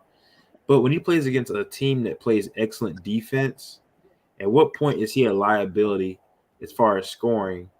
You know, for like guys like Kyrie and KD, because Miami can defend that. Yeah, Also- Miami is definitely a team that can defend that. That's why I got Miami in my back pocket. But Yeah. I think what they saw, I don't know if you guys saw the preseason game where they went against Milwaukee and they placed Ben Simmons at the 5. Yeah. And they surrounded him with the shooters. Yeah. It was perfect. And he was able to stop Giannis. And Right. that's something that I want you guys to look at that Philadelphia team is that they're really missing a defensive guy in that unit. And PJ Tucker's not good enough for it. And Matisse can't play on offense, so like they can't really play him too much. He's a complete liability out there on Yeah, he is. Because we saw it tonight. Like when they went against Boston, they reached to the third quarter. Like they were leading the whole game. Third quarter comes around, Jaylen Brown goes on the run, and they never never even come back. Yeah. So, I got a question for you though, Darnell. what's up, boss? See that against Milwaukee in the preseason. Can Ben Simmons do that in crunch time, near playoff time? Because see, that's where I think Giannis is gonna be. He's gonna be Giannis. He gonna be honest. I don't think Ben Simmons gonna be able to defend him then. I've seen them defend Giannis for full games, and it did not look pretty a lot of times in Philadelphia. Yeah. But I think at the same time, like Giannis against the Sixers is basically a competition to see which out of him and MB can score 50 the fastest. Yeah. It's just like, putting him in the position that he wants to be. He doesn't want to score the ball. You surround him with the two best, probably two of the best scorers in NBA, two top 10 scorers in NBA. You got shooters around him. That's the formula for him. So I think he's going to rebrand himself. I think a lot of people are going to be surprised at what Ben Simmons can do this year. Yeah, the way I would compare it to is like trying to put a crossword puzzle together with your elbows. It can be done. The pieces are there, but you just got to figure it out. Right. I will say, though, I'm not a fan of Steve Nash. I'm about to say Steve Nash is literally horrible. Steve Nash is why I say it's like putting it together with your elbows. Yeah, he's horrible. And for me, my Western Conference Finals matchup is going to be the Clippers and the Warriors. And I think you're going to see this matchup for years. I mean, Denver is my sleeper because I think it's going to be Clippers and Nuggets in the second round. Or Warriors and Nuggets. The Clippers, Denver's going to play one of them two teams in the second round. Yeah. Oh, yeah. 100%. They're going to play one of them two teams in the second round. So you're going to pretty much get two different Western Conference Finals when it comes to that. So I got the Clippers and the Warriors in the Western Conference Finals. And like I said, for years to come, I just like the way the Clippers are built right now. If John Wall, like you said, if he's healthy, yeah, they're going to be a problem in the West. And then the Warriors, it's just that veteran leadership, that championship pedigree they have. And now you bring this young nucleus along that's been developing in this system. They're going to play bigger roles, but I think this year they're ready for it. We saw Jordan Poole last year when they asked him, hey, we need you to take that step. He was able to do that, and he was a huge contributor for them throughout the postseason. So I think the rest of that nucleus is ready. In the East, I love what I saw from Boston tonight. So I got the Boston Celtics. I'm saying it. We getting the rematch. It's going to be Boston and Miami in the East. We getting the rematch because we saw last season, honestly, they were by far the two best teams in the conference, and you couldn't go no wrong with whoever won that series last year. Great series. Still think we got screwed, but we're not going to talk about the fact that Max Strus's foot was not on the line. And yet here we are talking about it. Yeah, that's true. I said I wasn't gonna bring it up, but darn it, I'm still burning from that. But either way, it hurts. Anyway, I was sick, man. I was just slinging profanities you never heard me say. I feel you, bro. But yeah, I think again these are the two best coached. Well, would have been the two best coach teams, but one coach decided to have a little rendezvous. We ain't gonna talk about that, but hey, I'm not gonna lie. I like Joe Mazzulla. He's very good. He's very good. Do a great job. He's good, bro. He's very respected. The Jays love him, so they'll be fine. Just keep the I think the biggest thing for me was to see his rotations. His rotations are actually really good. I love them. I was like, okay. Like his job is basically you got a Ferrari, fill up the tank, bro. That's all you gotta do. Yep. Right. Pretty much. Yeah, I think he's gonna do a great job with them and with Miami. Like I said, with Tyler Hero and with Bam Adebayo, watch the leaps. If the 3-point shooting I saw isn't funny money, then yes, that leap is going to be very. If Bam shoots the three, that y'all will go. Nigga, fuck. If he's actually going to shoot it, fuck the three. Did we see what he did during the Pelicans game? I didn't pee. Oh yeah. Oh, I saw it. Game all year long. Yeah. We can forget about it. What is he hitting? Is he hitting middies? Fuck the three. Everywhere. Everything. Inside, mid-range, even the 3-point shot. Game is starting to really, really. He's starting to really become a complete player on the offensive side of the ball. Yeah. It's like I said for years, he has the skeleton for a good jump shot for a long time. The Bro, skeleton he is had, right it in, there. he had it in Kentucky, bro. He was clearly held back at Kentucky. Him and Tyler Hero. They were clearly held back. Yeah. They were held back. So was Devin Booker because you see what he's doing with Phoenix. He didn't even start Kentucky. John Calipari does. Yeah, that's the crazy thing. Book was 6th man at Kentucky, bro. He Was he starting Tyler Eulis? It was the Harrison twins. It was a Yeah. turnover. And look who I in the mean, league. like they went to the championship game the year before and they both came back. So I mean, you kind of gotta start them. Yeah. Yeah, and look who in the league and who not between them three. Yeah. Crazy. Like him and Cat are in the league. We all knew, but he does that. He has talented teams at Kentucky. And he's like, okay, we know y'all are great individually. We're gonna scale back some of y'all games to integrate this whole team. That's what he does. AB, I also want to bring up too. Or you're talking about the young guys for Golden State. Don't forget about one particular young guy, bro, in LA. BJ Boston. Don't be shocked if this man. I BJ know. He's definitely in that rotation. He He definitely can score. He can score. can play. And why you have to bring Uh, still about us losing him to Kentucky? Yeah, I hate that. But speaking of young guys, though, what's up? What y'all think about Rookie of the Year? How we feeling? Man, I heard old boy in Miami might win that shit, ain't it? Jovic. He nice, but Yeah, I got niggas gotta Jaden. calm down. They gotta I got calm Jaden. down. if Jokic is talking about twin cousin, is a long lost cousin, Jovic, has a big role for us, and he plays that well to where he's in the running for Rookie of the Year. Not only is Miami going to the Eastern Conference Finals, they might be the favorite to win the finals. Because I don't think he'll have that big of a role just yet. Yeah. But I do love what I saw from him in the preseason. He's going to be in the rotation. I'll dial it back. He hasn't graduated high school yet, by the way. He cooking professionals, and he ain't graduated high school yet. I'm gonna dial Watch it back. out for Jaden Ivey.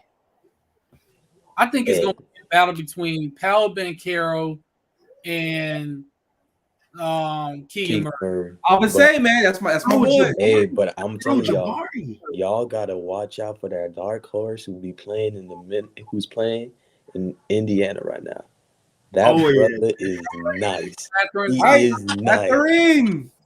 He is nice. Benedict Mathurin. He got the perfect That position. was cold. Them boys got nobody except Tyrese Halliburton. Yeah. So, like, if when they trade like Buddy and them, like he'll really take off. But He'll Dude, pop off. Don't say anything about Miles Turner still being there. Jordan, bro. He look like He'll be there, but he's not taking any shots for him. Haitian Jordan, we gonna call him that. Haitian Jordan, bro. Haitian Jordan. Haitian young Westbrook. He's from Canada. He's from Canada. Yes, he's from Canada. Oh, he's from Canada? He's from Canada, but French, Canadian, Haitian, like Oh, yeah. Oh, and I'm gonna reiterate this again while we on here before we get off here. Canada, y'all got too much talent not to be making the Olympics, man. Nigga. Yeah, how the hell they be Amen. losing? Amen. Oh, nah. Yeah, that's You true. can't have this many NBA players and y'all ain't going to the Olympics. Come on now. Right. They went straight 04 USA Olympic basketball team. And not I mean, hell, they got what Jamal Murray, they got Andrew Wiggins, they got RJ Shea Barrett. Gilgeous. Shea Gilgeous. Shea, yeah. Sandy, SGA. Where's Lou Dort from? Canada, too. He's Canada. there too, yeah. Oh, that's crazy. No, There's a couple guys like I think they ain't got no. Trey Lyles.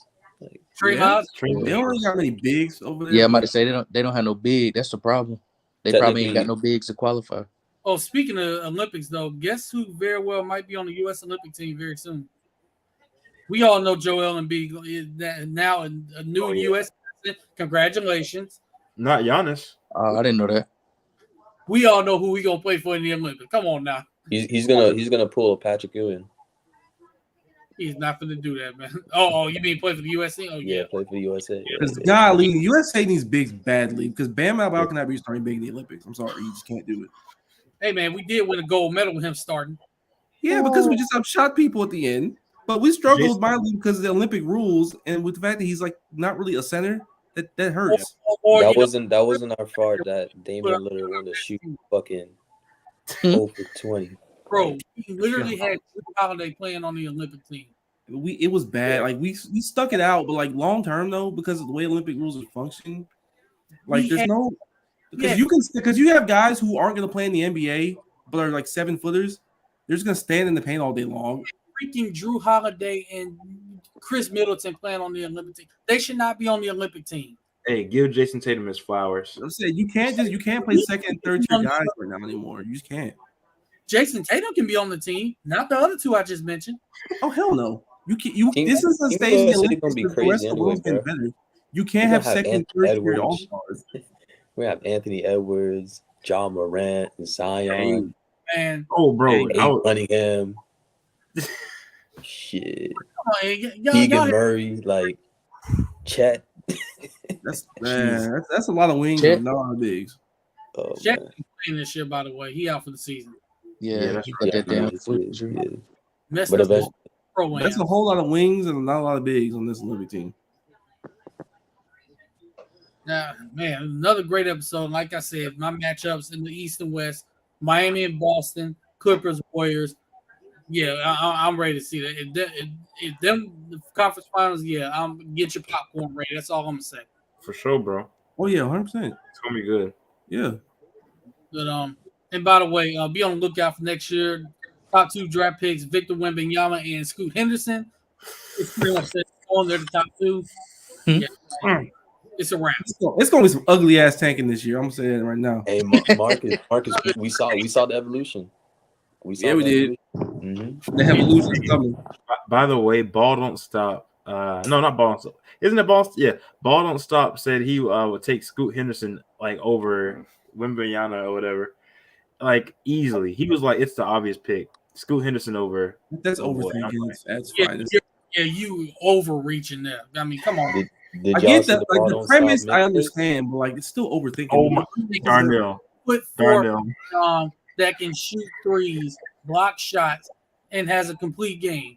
And you're gonna pick Scoot Henderson, who I love, over that unicorn. Like, he compared to Sam Bowie and Jordan. Like, bro, this is not that.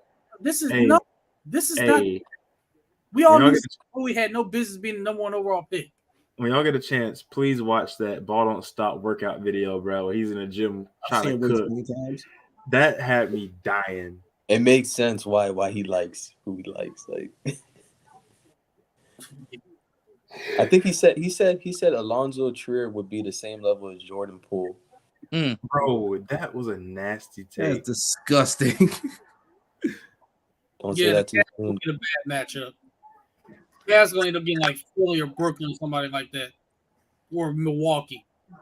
All right, so they got those steps to take. They gotta keep building, keep evolving, keep growing. What we think about the play-in though? Hey, I think a team that's gonna be falling out, Portland. Portland's gonna fall out. They're gonna have to fall out. If Shadon Sharp is like lives up to the billing or something like that, then that could be a big help. Superior athlete. Canadian. Another Canadian. Oh, I take that back. My sleeper. That's who it is actually. Shadon Sharp. He's a superior athlete. That's my guy this year. Rookie wise, that's my guy. Yeah. Dyson Daniels will be my second guy. My first guy, that is Shadon Sharp. Before we go, second year players. Who y'all feeling? Scotty Barnes. I'm not making a mistake again. Scotty Barnes. I'm not doing it again. On that again, Scotty Barnes. Scotty Barnes is a freaking dog. I'm taking that brother in Houston. Jalen Green. Really? He's gonna get a lot of buckets this season. Though. He is very nice. Oh, Bronny got a commercial. Yeah, that shit hard too. I rock with this.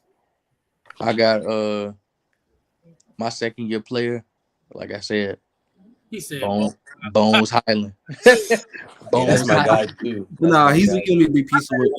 I like Bones Highland, man. I like Bones Highland. Why you cut the hair though, man? I mean, what? Oh, I don't know. We're missing one person though. Actually, two. If Cade takes another leap, then Detroit can make a playing team. Evan Mobley, with the talent that Cleveland's got, he's going to be really, really important. Yeah, he's really good. I think Herb Jones will be like one of the best defenders in the NBA this year. Yeah. Yeah. He might be in the run for defense player of the year, honestly. I'm not going to lie. Yeah. He might. kid is elite. Man, another great episode tonight, man. Yeah, man. For sure. Crazy takes on here. Somebody coming up on here saying, Bones High. I'm just I ain't gonna do that. I think Bones Highland will be a 6-man a year candidate, though. I really do. Yeah, it could be. But man, we had a surprise pick in our college football picks. You know, it hurt my soul to do it. Yeah, I hated it, but I'm using it for reverse psychology. So, football guys, please don't let me down. Please don't. I'm sorry, brother. I don't know what I got to do for Florida to get that dub over Georgia, but I mean, come on, man, please. We've had a hard season already. We knew it was gonna be hard. Come on, man. Let's at least get that one. It's tough. It's gonna be real tough. But yeah. NBA season kicked off tonight. We got a full slate of games tomorrow night. Heat Bulls tomorrow night. And we got League Pass free because this all happens for the first week of the season. So we definitely I got pass period. So slide it over to us. Yeah, you gonna pay? I'll do I see what I can do. You gonna pay the bill? I'll see what I can do. The Sunday ticket already up there now. I got League Pass. AB racking up the exclusive access. That's wild. First of all, you got to use redacted streams. Redacted streams. Speaking of that, I can download if I'm not at the house. Oh, good.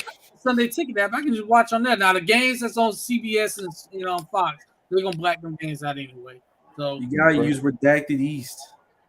I'm not gonna have the feds come to my computer and seize my computer because I'm watching illegal streams. Bro, me and Jerry and Darnell been doing this for years and we have not been indicted yet. We literally. Yeah, you see what I go through, man. They trying to get me in jail, man. Hey, I'm gonna try to get you in there too, then I guess, because I be using redacted streams on Sundays too, bro. Nope. I'm not in market for Carolina, man. I can't. Especially when DirecTV not gonna have Sunday ticket no more after this year. Exactly. Yeah. Carolina. Do you really want to be in the market for Carolina? I don't want to be in the market for doggone Tampa Bay. I can tell you that much. I'm tired of watching them. I want to watch my squad get blown out by 40. I gotta watch the Saints every freaking week. Oh yeah. Yeah, you're in Pensacola, yeah. Because I'm in Pensacola, so New Orleans 3 hours away. I got to watch them every week. If the Heat and the Magic play, I got to watch it on the Magic Network because the Heat Network blacked out for some reason. Yeah. I'm sick of this. That's nasty. You have League Pass, they black it out. At least I get to watch my favorite team play in my own market because I actually live there. But Who has your favorite team in the NBA? Oh, wait, yes, you do. It's the Orlando Magic, but you won't admit it. not the Magic. My favorite team to watch because every time I go to the game, someone puts a 50. They're not your favorite team, but that's your favorite team to watch. Yeah, because every time I go to those games, somebody drops their career high on them. So you're going to the game. Cam, It's you know what that sounds like? That sounds like a fan. Relax. I'm not a fan. Our boy Julian's a fan, but I ain't a fan. I just go to games 3 hours away. Hey. So over under next year, Marcus having a Paulo Banchero jersey. Oh my god. Hey, if you like that, just might have to cop. I'm sorry if you like that. I'm taking the over. He's gonna have at least 2 or 3 of them. Hey man. I'll cop the white one if he have the white one, the black one, and the blue. He gonna have all 3 of them. And if they got another alternate uniform jersey, he gonna have that one too. He gonna buy the city jersey for sure. I'm about to say, wasn't they city jersey orange last year? Yeah, it was. Hey man, I don't know about them orange ones. The boys had the Full Sail University colors. I know our city jersey this year is like it's kind of like the living single theme or the living color. It's like that. I hate him. I seen it. Yeah, I'm not a fan. I ain't gonna lie to you. The best jerseys, alternate jerseys we had was the black Vice City jersey. Yep. Y'all need to bring them back. I think they're selling the 90s or like there's a throwback jerseys going around in the NBA. It's the 90s one. I think the first. You have no idea how much I love those 90s jerseys. So Yeah, go ahead and wrap this up, though. Cam, Tony, you know, you had to dip out. We appreciate y'all for joining us. We definitely gonna have y'all on again. So, we need y'all to get them tap balls going again so y'all can discuss draft picks. Oh yeah, man. I know. And also, you know, as a Cowboys fan here, I would like for y'all to go ahead and give us DJ Moore. What y'all want for him? Hey, man, yeah. Let's talk business. What y'all want for him? For DJ, I ain't getting them. so for Dallas, man, we need two first. Steve.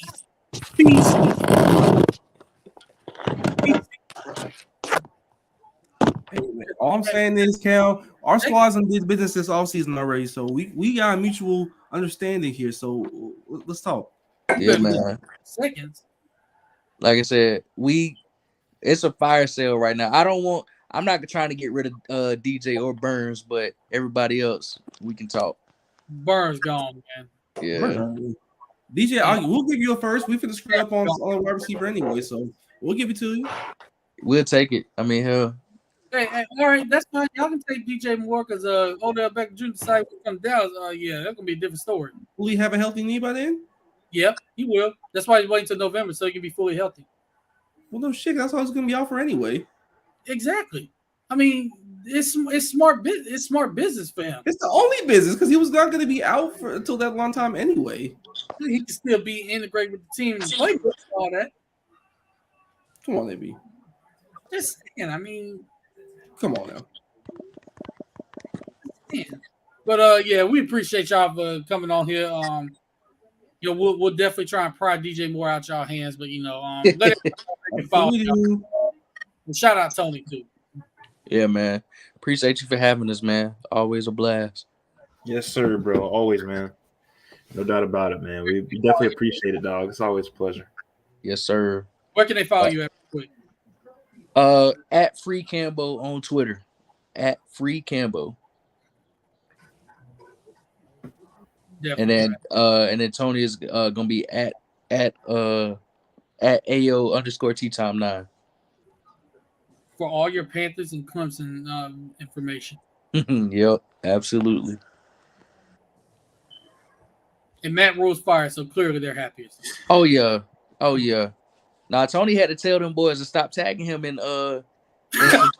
Y'all saw that tweet, yeah. Nah, it'd be funny because they really do be tagging us and everything. We just be like, bro, we see it. Like, y'all only gotta tag us in the shit that if y'all see it, we see it. You know what I'm saying? Like they be tagging us in just the most basic Adam Schefter tweet. Like, man, all right. Hey, that's love. I guess. I mean, it's torture to me. I ain't trying to see this badass team no more. my team right now, they bad, but at least they in game, so I'll take it. Right. My team's getting healthier. That's all I'm gonna say. Hey. But all right, man. I appreciate y'all, man, for real. Yes, sir, bro. No, for sure, fam. Always great to have you, bro. Thanks, man. And Darnell, glad to have you back on. You got the full crew again. Yeah, I'm definitely back for the long term. Got the schedule cleared out and everything. Yes, so Tuesday nights. Yep, I'm available. Yes, sir. Awesome, dog. Yeah, we can switch it up. We don't do ITS Tuesdays until Darnell hit me again with the schedule being cleared up. So yeah, we won't see us next week though. Like I said, I will be out for myself. Might come back with the accent. I probably will come back with the accent. Keep phone number or something. Man, for me talking like Franklin from Snowfall. No. He said, "What Marcus?" You finna come back talking like Franklin from Snowfall. Hey man, look, let me go different. I'm gonna come back to talk like, yes, it's my word. No, AB finna come back with a Latina, bro.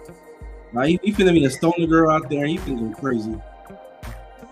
Hey man, I come back with something like that. That's important to try her. Hey, matter of fact, Jerry, I saw you put him on to our homegirl Kayla, bro.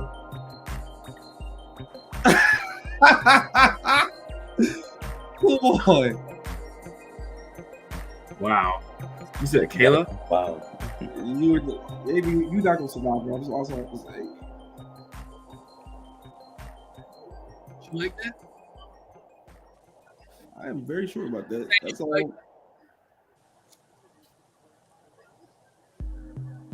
Look, y'all see what I go through, right? If you watch this, you see what I go through. No. What I deal with. Oh, by the way, you thought I was gonna let this slide. You thought I wasn't gonna mention it, Jerry. Rep the BX. Rep Oh the BX. God. Yeah. Congratulations.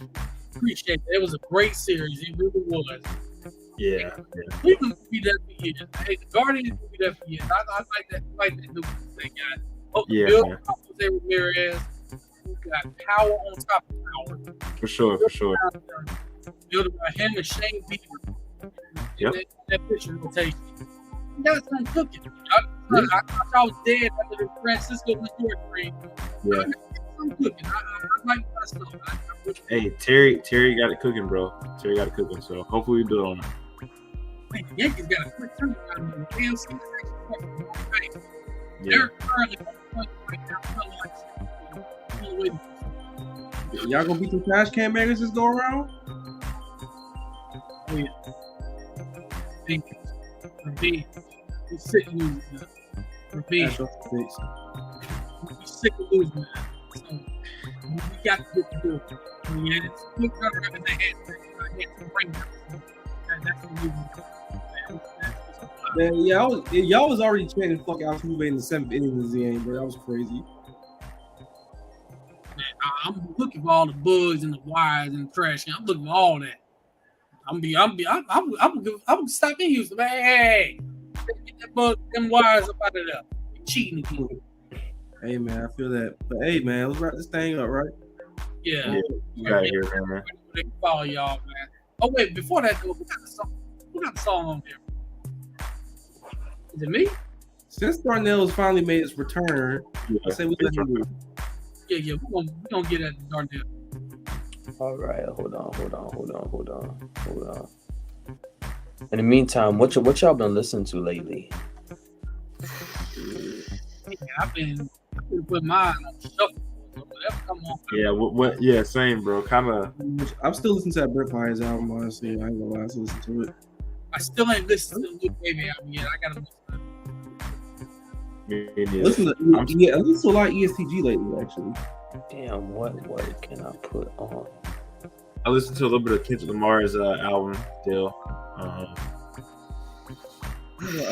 Oh, Lil Baby album came out last week. I'm still bumping it. Lil Baby, I haven't listened to that yet. I checked Pretty Gibbs' album. It was good. I gotta listen to that.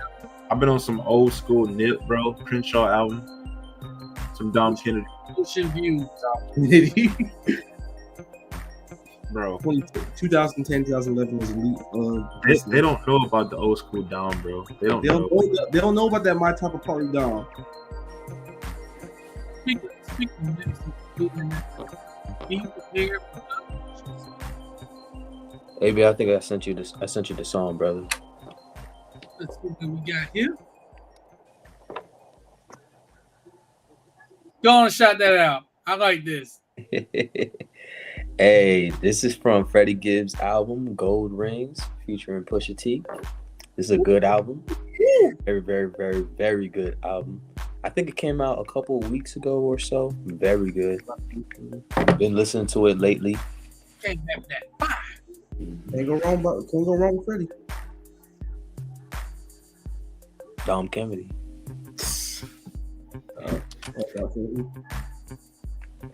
He been listening to Lil Dicky, so he ain't fooling nobody. He ain't fooling nobody. I say that. Look, Dicky. Anyway, y'all, I'm about to head out of here, man. About to chill out. Let everybody know what they can follow y'all first. Oh yeah, you can follow me down below, JBreezyII on Twitter or I am BreezyII. Follow my Instagram at JLamar_II. And yeah, You know me, same deal down below. Marcus Davis 904 on Twitter. Marcus Davis underscore Instagram. I'm another year older, so I'm gonna try to not get banned. yeah. Hey, you can follow me. You can follow me at Not Too Famous on all social media platforms. We're really gonna be active on Twitter. Heat season is coming back, so you're definitely gonna be seeing more Heat tweets. It's gonna be definitely an interesting season for us. Let me just say that, to say the least. Oh, and by the way, Fred and Jimmy Hill. Shout out Victor Oladipo's knees. I don't know what it is, but they're looking good for the team. It's a chronic condition, man. That's That's not good. tough, man. Man, use Google fucking WebMD. Right? He made it Gotta sound make it so 10 times worse. It's like He just got knee swelling. That's it, man. No, legit, bro. It's his knee swell. Like it's not the worst. It's not the worst in the world for him, but like, Oh my god. It's like it's a chronic condition with the cartilage knee. So Essentially swelling. it's like his knees about to explode on him. Like, bro, his knees are kind of like. put it this way, remember what happened to Dwayne Wade knee? Oh yeah. I think it might be down that direction. You don't have to get them platelet rich therapy treatments. A couple was out here getting. Functional lump. Yeah. What can they call you again? What's up, boss? What can they call you? Not Too Famous on all social media platforms. I heard it. AKA Exhibit.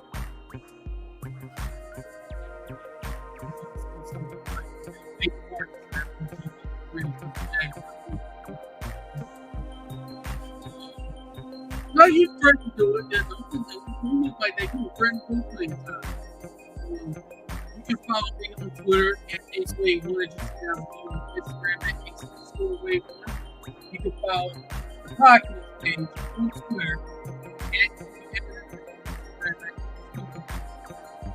another great episode tonight. With that, we will leave y'all as we always do. God bless. Stay safe. Love y'all. Tell your loved ones that you love them. Always check in on them. Take care of them. Take care of your mentals. Take care of your chicken. Go Cowboys. Go Heat. Oh my god. Get out of here, bro. Go Dolphins. Go Celtics. Go Gators.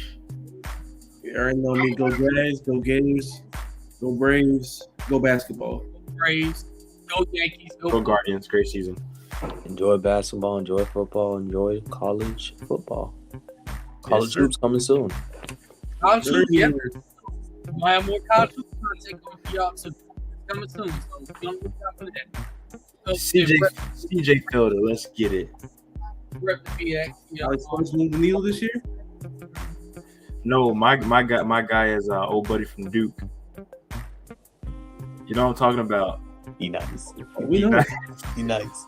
That boy got it. He's the number one team in the country. It's Carolina. It's gonna be UNC. And by the way, before we get off, I was just like to say, you guys, how do you freaking Wait. What they got prepared is two sides, they got 2 things on each other. No, Duke UNC is gonna be a crazy matchup this year, bro. I'm excited. I'm looking for more blood happening in that series.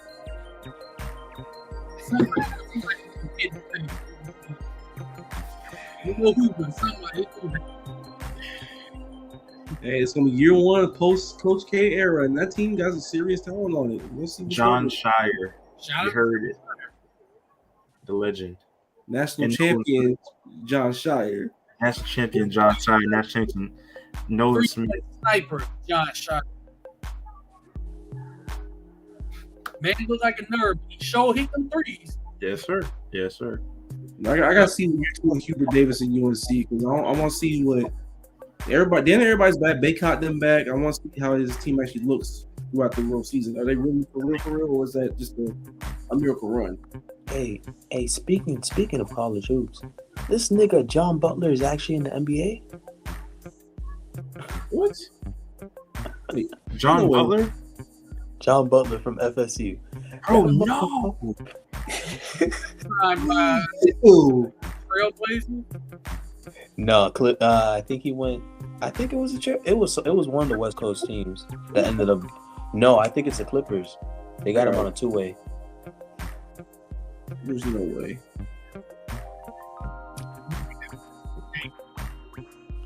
But hey, the SEC. A T-way with Portland, yeah. Oh, okay. I mean, finesse. Dariq Whitehead, by the way, brother. Just remember. From He's nice, bro.